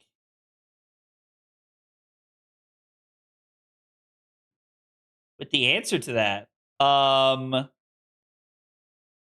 have to think about that one. You should put that in the Breakpoints channel as a podcast question, because I think that would be a very fun podcast question. I think that would be a very fun podcast question. Victor's is Barbie Girl. I'm in for that. Come on, Barbie, let's go party. Oh. I'm actually so in for that, Philip. You have no idea how much I love that. That is like such a wild pool. And I'm so in. I'm so in. It's crazy. I love that. Some biddies, you say. Yo, Brent. Bringe, let's go with the 5 bits. My man, Bringe, thank you so much for the bits, brother. I appreciate it. Oh, I have the Tiger and Zen is a very good combo. I like that one. And then back to the Shadow Realm, Oscilio. Yeah.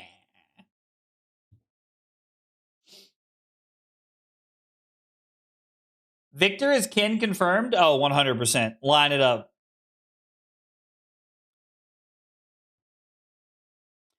I'm planning to keep nickels in my deck box for the next time I expect to play at an event you were at. I will say, you know, Bringe, like there are definitely like moments when I cannot always like, you know what I look like, right? Like when you see me, you guys know what I look like. So it's very easy to like spot me, but I don't always know what you guys look like. And so like if you threw a nickel at me, I would immediately know who you are, dog.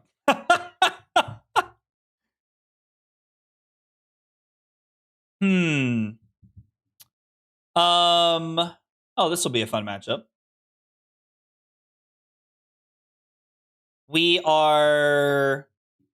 I think we're gonna try Zealous in this matchup tonight, right? Was the plan? I think that was what I had. Hang on, I want to check to make sure. Yes, since they are playing the leg piece that denies pulping, we're gonna play Zealous and Bare Fangs and see how it feels. Oh, they picked for me to go first. Interesting. That's also what I would have picked.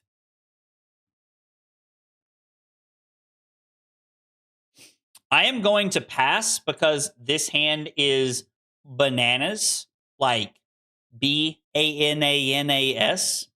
And we're gonna see what they do. Okay, maybe they wanted me to pass. Interesting. I'm trying to think of like what Phi's song would be. Like that's where I'm at right now. Like what would Phi's song be, you know?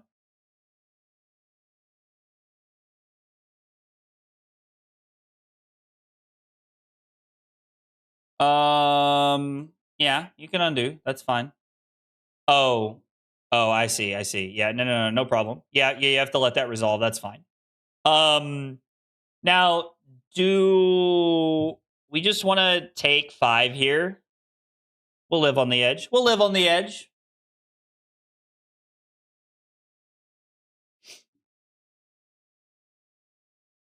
I don't like going to 11 that early, but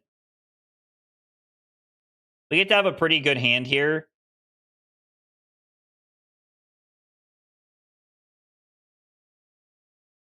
I actually think we're going to try and go... I think we're just going to try and go Bare Fangs, Bare Fangs. How greedy is that? Like, how greedy do you guys think that is of me to just try and go Bare Fangs, Bare Fangs? I'm a Survivor by Destiny's Child. Ooh, I kind of like that. Immortal Flame by Panda Eyes. I don't even know that song. Ooh, We Didn't Start the Fire is also a good one. I like, you guys are like picking absolute bangers here. I'm debating how much we greed this. Oh, the Phoenix by Fallout Boy does feel like a lay. I like that though. It's a good pick. We can try to go 8 into 8 here. It would require both of the action points. Like it would require boots here. I mean, this feels like a matchup where we just have to like go ham. The problem is if we discard our red Bare Fangs, we're in a really weird spot. We are going to crack this to get our action point back.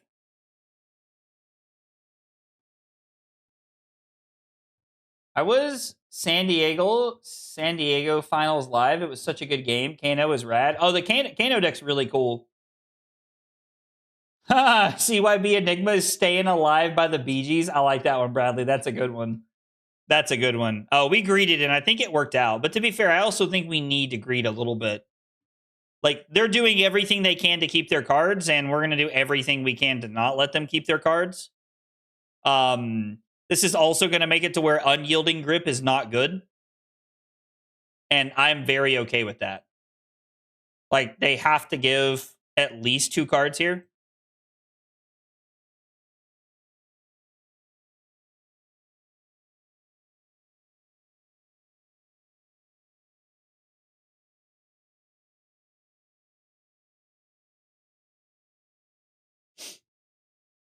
I am going to pitch this, and we're going to break this to stay at 10.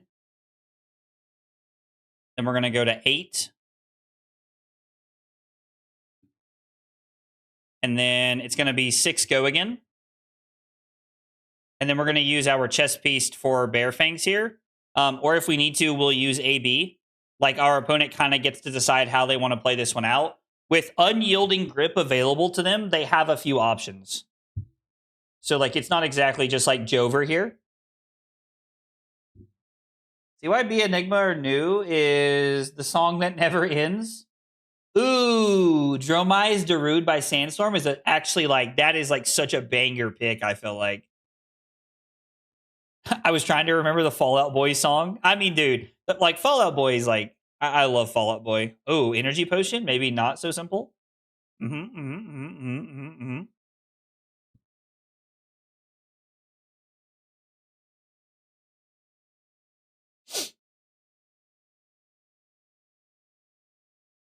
Okay, so Snapback is over there.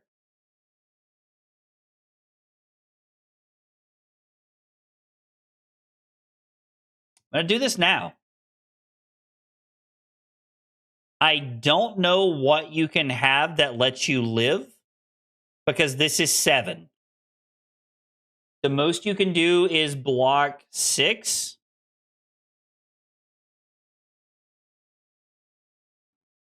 Okay. Yeah, so they had a 3 block in hand, and then they had the 3 there. So we were able to come over the top. Oh, I have not updated the record. My bad, guys. My bad.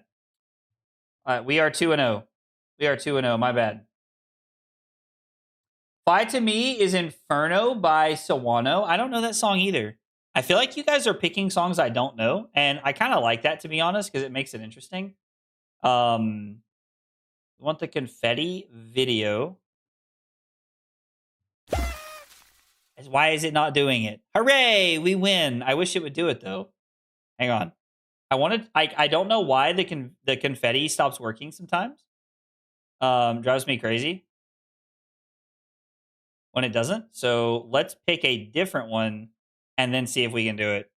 Confetti video. There it is. You love to see it. You love to see it. Let's fix the other one too. What is this one called? Is this one just called You Lose? Oh yeah, there it is.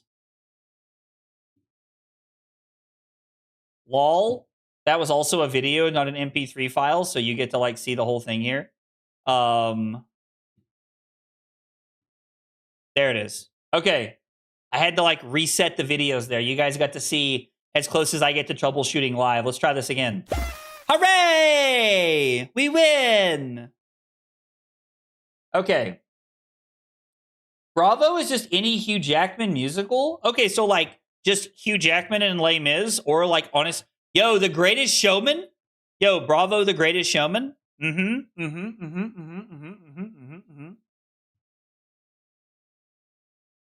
I like that. I'm so here for this. Riptide is Ice Ice Baby by Vanilla Ice because you hope for Under Pressure, but it's a freaking trap half the time. Yo, Hugh, that's such a banger. The iCarly theme song for Dash.io. Okay. Okay. I'm here for that. Ask Me Anything. King Khan says, why are you so cool? Because Carly refuses to turn the heat on. No, I'm just kidding. I'm just kidding. I was giving her grief about that earlier. I'm not, but thank you, though.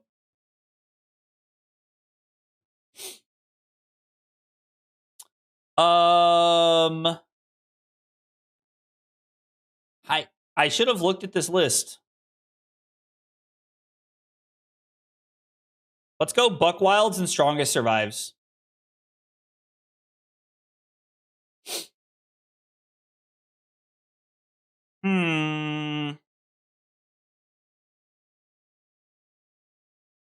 Oh, we could always like, I could do the like ninja bit he's been doing.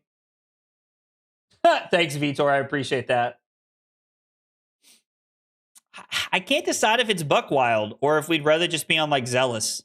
You know what? We're testing Zealous tonight. Let's see how Zealous feels. I want to try the 2 costers to see how it feels. The hell is this? Oh, I know what this is. Yo, Species Spicy. So they're on lots of contracty stuff. So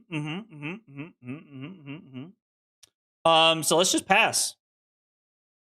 I mean, this hand's really good. We'll just pass and set up for next turn. This hand feels insane.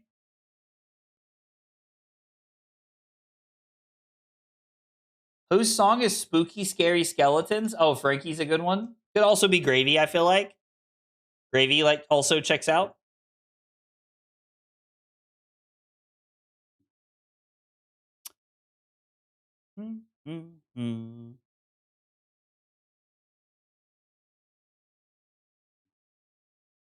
How greedy is this? I mean, this is like got to be wrong, right?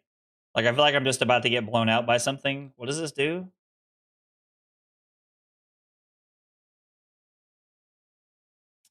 If it's blue... Oh, yo. Inducement in this is insane. Because they just get to, like...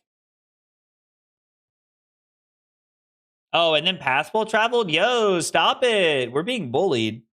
We're being bullied. Come on. Oh, whew. Sheesh.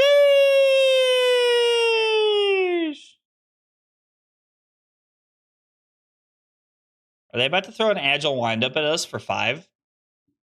I will block with the strongest survive. We don't just want to take 5. We want to try and play our hand out here.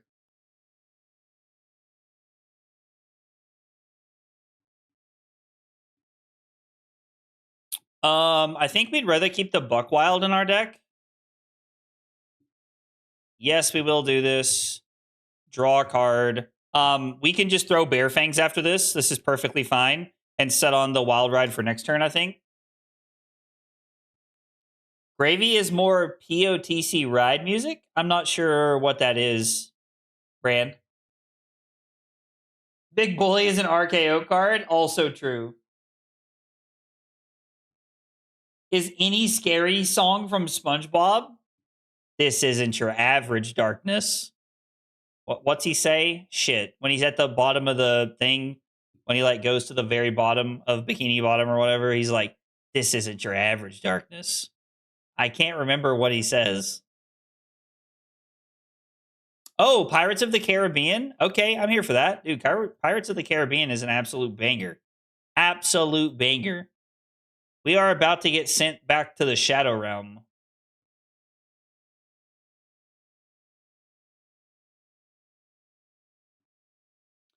Do they have Arsenal Disruption? I mean, we have to be about to just get obliterated, right?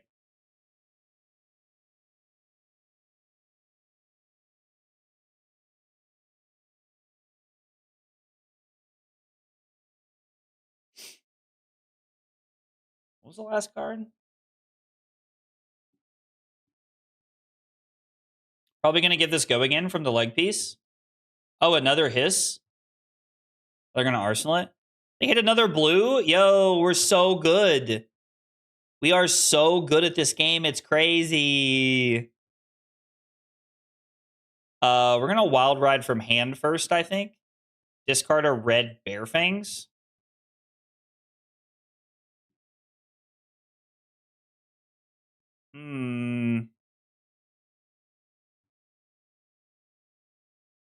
Keep looking for hands that, like, we can go, like, 3 wide, and it feels like we can't.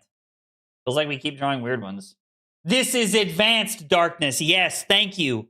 Thank you. See? You guys get me. You guys get me. Okay, deck. Okay, deck. What is this?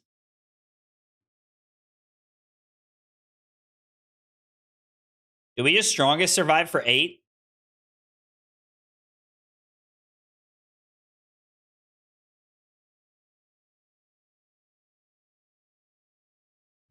If I pitch rough up and strongest survive, we can, to play the wild ride, we could like rip into a blue and still throw Sirens or Zealous here. We have potential to go 3 wide here. I just think that like throwing 8 is probably just better.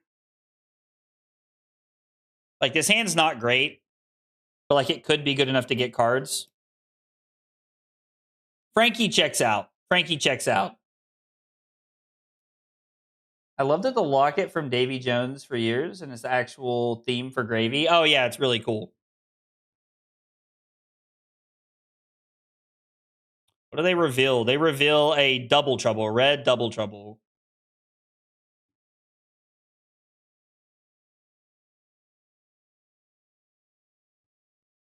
I think we can just block with Assault and Battery here.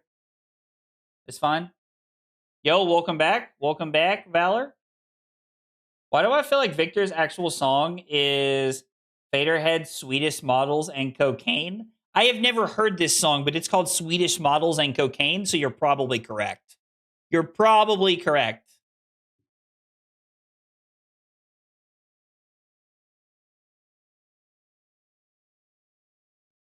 Come on, Barbie, let's go party. Oh.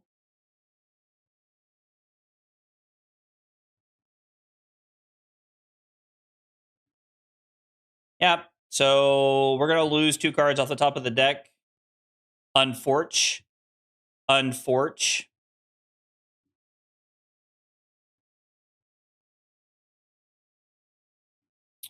discard a red Sirens of Safe Harbor off the top of the deck. 6 go again. Into Claw, into High Pitched Howl feels very good. Being able to condense these damage turns into like these like 3 wide chain links is very good.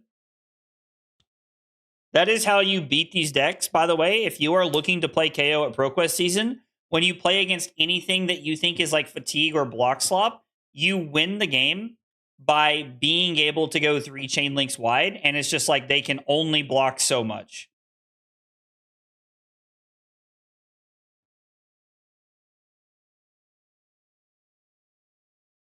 And like, yeah, the fact that they were just like willing to go down to 1 there is like kind of crazy.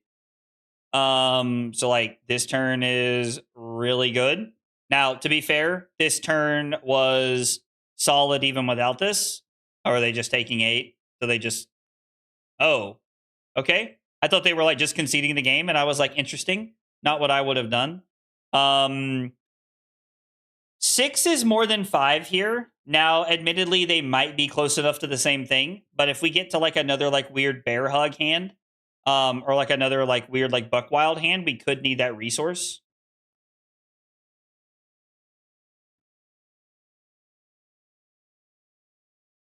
We're gonna try to keep Smash Instinct in the deck.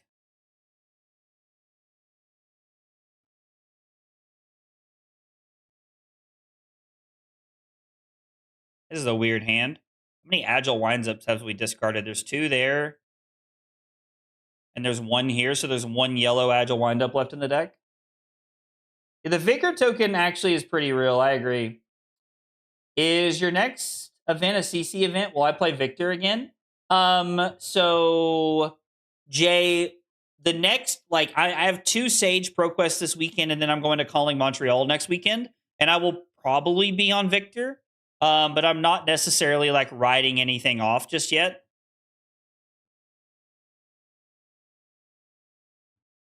I mean, this is really not great.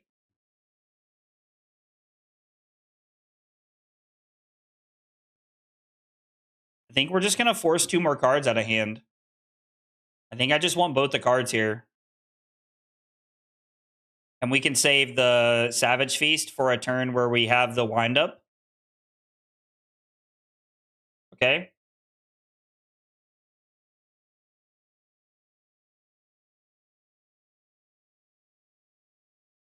Well. Hang on, I'm trying to think here. Trying to think about how we can do it all here. And I think we're just going to go 6 into 6, sadly. I think that's just a play. I hate that we're not going to be able to get value out of what we just pitched, but I think just going 6 into 6 is fine because we're trading 2 cards for 1 here. We could discard the windup here, but is it not better to take every single card as opposed to leaving them with 1? Because now we're at a position where a single transcend card wins us the game in their hand, or also like we're at a point where they're just forced to like give us everything. We're also maybe at a point where like Run Roughshot is almost unplayable now.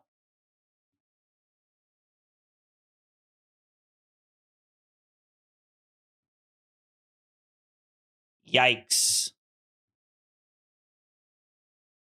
Just going to pitch both of these to Claw. Sadly, it's good enough to take every card. I really wanted more from that exchange, but we are just winning the fatigue battle.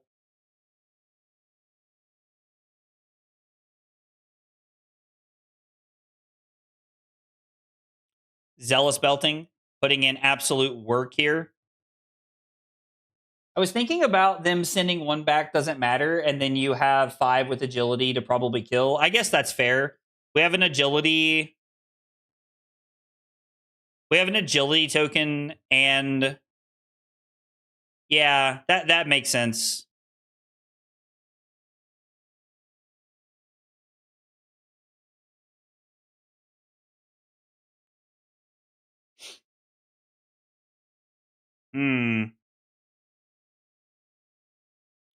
This is probably the hand that gets us. So I've heard you say this hand isn't great a few times. Is Buzzard Helm worth looking into to clean up hands in a short game? So Blight, I think my concern there is that Buzzard Helm doesn't exactly like clear up hands for us. It's not exactly something that just like makes out like fixes our hand. We have potential for it to be really good, but I don't think it actually fixes our hand. We have a yellow on top. Did they just miss off the top? I mean, oh, is there a rough up on top of our deck? Yo, there's like a red rough up on top of our deck. Like the fact that it blocks 3 is very good, Blight. I do agree. But I worry that the random discard is not always the best. Claw for 4, discard windup, send Smash Instinct wins.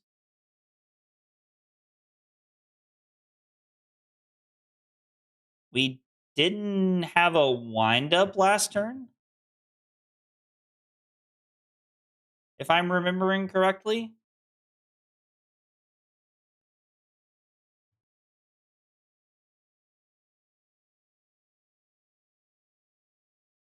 Here we go. They're going to try and kill us this turn. They're going to throw the misplate at us. We're going to block here.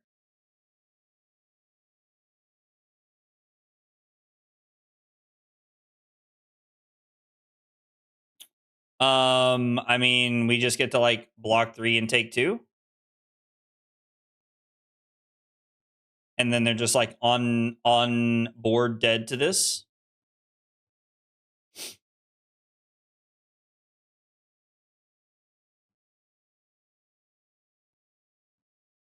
Okay, well, so we had a couple of plays there that I think could have been different. Oh, where we went 6 and a 6. Okay, so it sounds like multiple people thought that it would have been correct to actually go for the wind-up play and then set up the Buck Wild and Arsenal. Which, to be fair, like we're leaving them with 1 card and setting up some very powerful stuff, so it's probably okay. Yeah, it's probably fine to do that, I think. Hooray! We win! Dun, dun, dun, dun, dun. We did it. Andrea, dude, thank you so much, man. It was nice to meet you this weekend, and thank you so much for the sub on YouTube, brother. I appreciate you being here and hanging out. Guys, if you are here for the first time and you are new to the channel, we got 3 questions we ask everybody when they're new. They are, what's your name? What got you into Flesh and Blood? And what are your favorite hot dog toppings? Tell me about yourself. I'd love to get to know more about you. Okay, this is a matchup I want to run back after playing it back. After playing against Aurora this weekend, this is one I want to run back with Zealous Belting. Zealous Belting and Buck Wild, I think, has a chance to be really good in this matchup. Got me on Kano earlier. The go again into double bear fangs. Oh, dude. So like trolling, I'm not going to lie. That was one of those hands when I was like, should we just grip it and rip it? And somebody was like, yeah, let's grip it and rip it. And so we just sent it. Okay, this is not what I was expecting.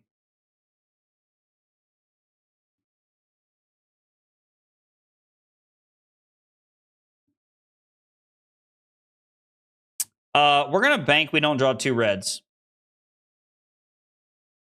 We're going to bank we don't draw 2 reds. Yo, what's up, Svetazar? But right now I'm on my phone and I don't have Twitch anymore. Well, dude, that's okay. Whether you're watching on YouTube or Twitch, I appreciate it nonetheless. It means a lot. Thank you. Thank you.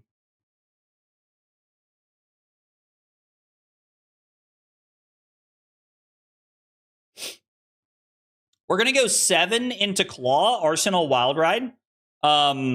This is a hand where we could just go 2 wide, but I don't think it's correct. Or we could throw the Wild Ride here as well. I think we are better off to just like pitch the Buck Wild, set up a little bit, and then just put our Wild Ride in Arsenal because we need as many turns as possible to go 3 wide. That is the objective this game. All right, maybe it's not. Maybe they're playing more aggressive. Like they are on like some slop.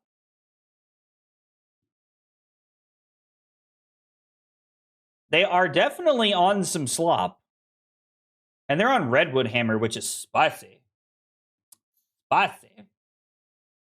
Prepping luggage for the upcoming Riftbound Regional. Oh, nice. I didn't know you played Riftbound. Wait, are you playing or are you judging, Svet? Send the double fangs. I was pretty far ahead if you just send 8. Yeah, I agree. I think we needed to grip it and rip it and try to get lucky. Oh, God. No! Oh, I thought it was doubling season.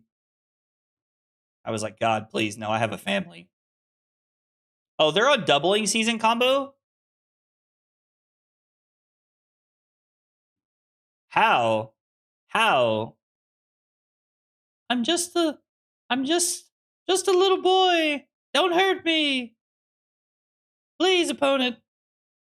I mean, I think our hand is just too good, right? Like, I think our hand is just too good to not, like, to just, like, we have to play this out. Take 8, and then just, like, send it, and they're almost out of blocking equipment at this point, which is kind of nice. I think I'm gonna lead on the Wild Ride from Arsenal. I don't know. I don't know if this is correct or not. I don't want to discard this, but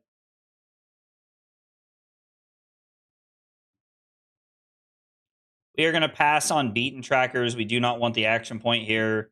We're going to go 6, 3 into 5. Arsenal Buckwild. Maybe I should have led on the one from hand. I don't know.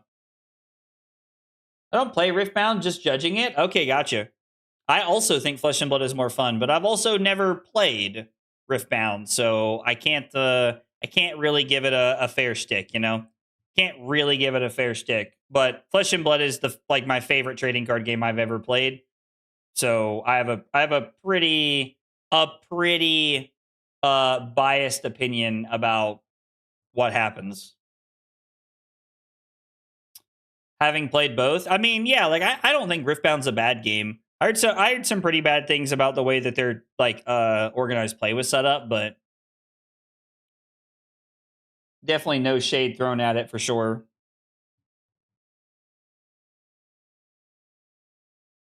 You know, Val, I got to be honest with you. That does the same thing for me. The more like every now and again, I get this like wild itch to go back and play Magic. Every now and again. Every now and again. So everybody take a breath. And like, you know, like honestly, like I'll reinstall Arena, or I'll like, you know, like log into my old Moto account and I'll like run some like burn games or something, just thinking, you know what, like let's play a little bit, let's have some fun, you know, like let's play some games. And every time I do, I'm like, man, thank God I play Flesh and Blood all the time. Like that's always what happens. What up, Damien? Mother is wargaming. Oh, I know a lot of people who do play like Warhammer and stuff like that. Yeah, I've got some buddies that like were really big into Warhammer. I don't know if they still are or not, but they were for a while. For sure. For sure. My wife.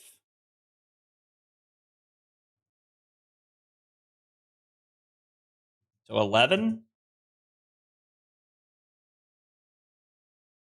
Oh, they can't decompose.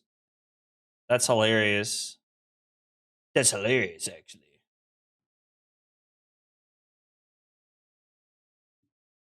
I mean,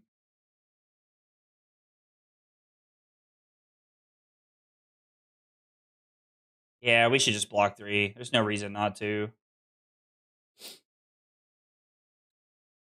Played a Commander game with an old friend the other week when I was buying my compendium box. It was something else. It was like Universes Beyond Everywhere. Oh yeah, we were when we were playing. We did like a midnight release event for Compendium of Wraith at our local store at the Blue Post.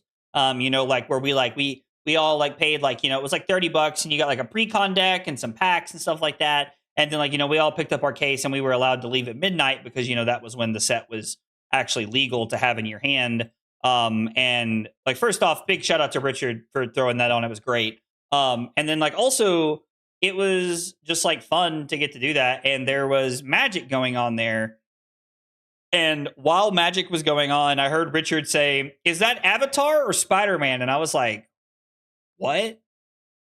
I was like, "Is this shit even real life?" I was like, this does not sound real. Like, it just sounds so not real. I mean, I don't know. It sounds so fake when I hear it. It's crazy. We're going to go Buckwild into Claw.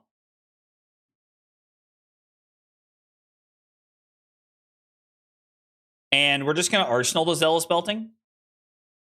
Yeah, I saw that TMNT was the next one coming out. You enjoy Sage? I'm in love with the format. I built 10 decks just using our bulk. Oh, yeah, dude, Sage is awesome. Every time I play into the card game, I'm just like, why am I not playing Fab? It's so based. It's so based. We are so up. God, I heard that phrase this weekend so much. I heard that phrase this weekend so much. and it's just so funny. Oh, I mean, Jay, if you were gonna play a new Sage list, like I would just play Tao Tao's list from this weekend. Tao Tao is just. I can't wait for the new MTG set, Taylor Swift. I mean, you know, Taylor probably kill it in the box office, to be honest. Wait, could we have just won the game? And am I an idiot? Yeah, that was so dumb. I'm such an idiot. We could have just went 7-5-3. My bad, guys. Was a real forehead decision there. That was my bad, guys. Yeah, we literally could have just went pitch a blue to Buckwild, pitch a blue to Zealous Belting, crack this to attack, and we would have won the game. That was clearly we're trying, you know, keep the stream up for entertainment purposes. Clearly. Yikes.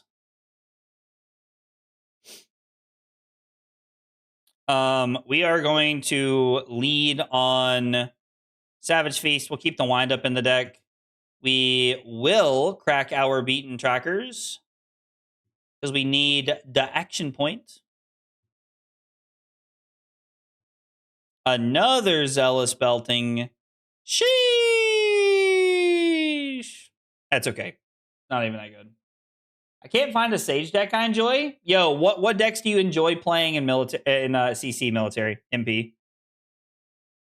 I mean, Jay, if you need some bulk for new, I have. Did I buy Mistveil? It says that I bought Mistveil. I have a box of Mistveil over there, so let me know if you need stuff for it. Like I can like bring it and drop it off on Friday or something. Let me know. Mech is not great in Silver Age. I opened the Dash Database Marvel, and I would love to try and make Dash Database just broken, but Chief called, and I don't think that's it. Playing a deck I enjoyed, and it still rubs me the wrong way to hear all the IP cards being played. Wait, the IP cards?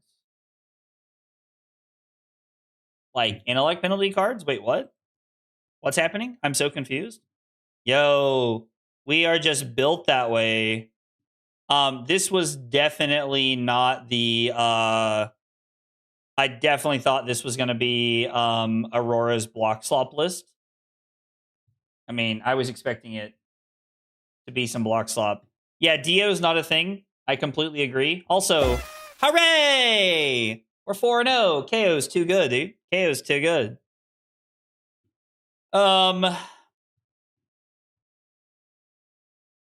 Yeah.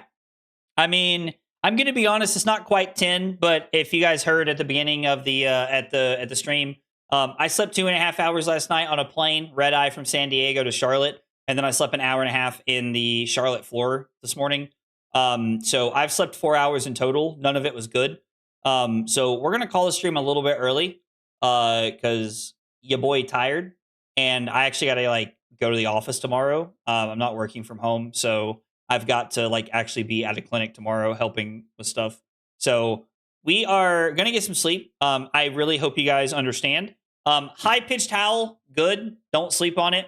I'm gonna keep testing zealous belting, and I'm also gonna take Dave's idea of one pummel and try it and see how it feels. There might be a world where we add in another arcane barrier piece and one pummel. Like maybe we cut the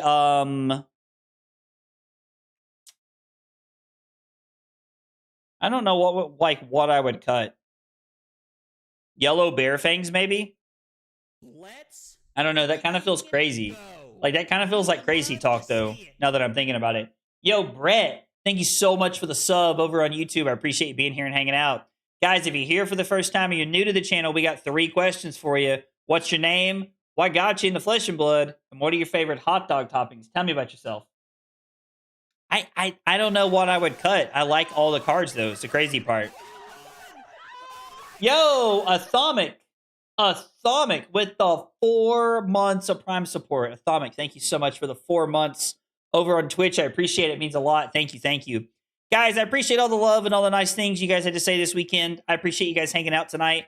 We will be streaming tomorrow. It'll probably be some Classic Constructed. I'm going to let YouTube members and Twitch subscribers vote in the Discord on what we play. So remember, if you are a YouTube member or a Twitch subscriber, make sure you link YouTube or Twitch to the Discord so that you can vote on what we play. We are definitely going to be playing whatever everybody votes on. I'm going to throw that up here in just a few minutes. But yeah, I will see you guys tomorrow. Take it easy, guys.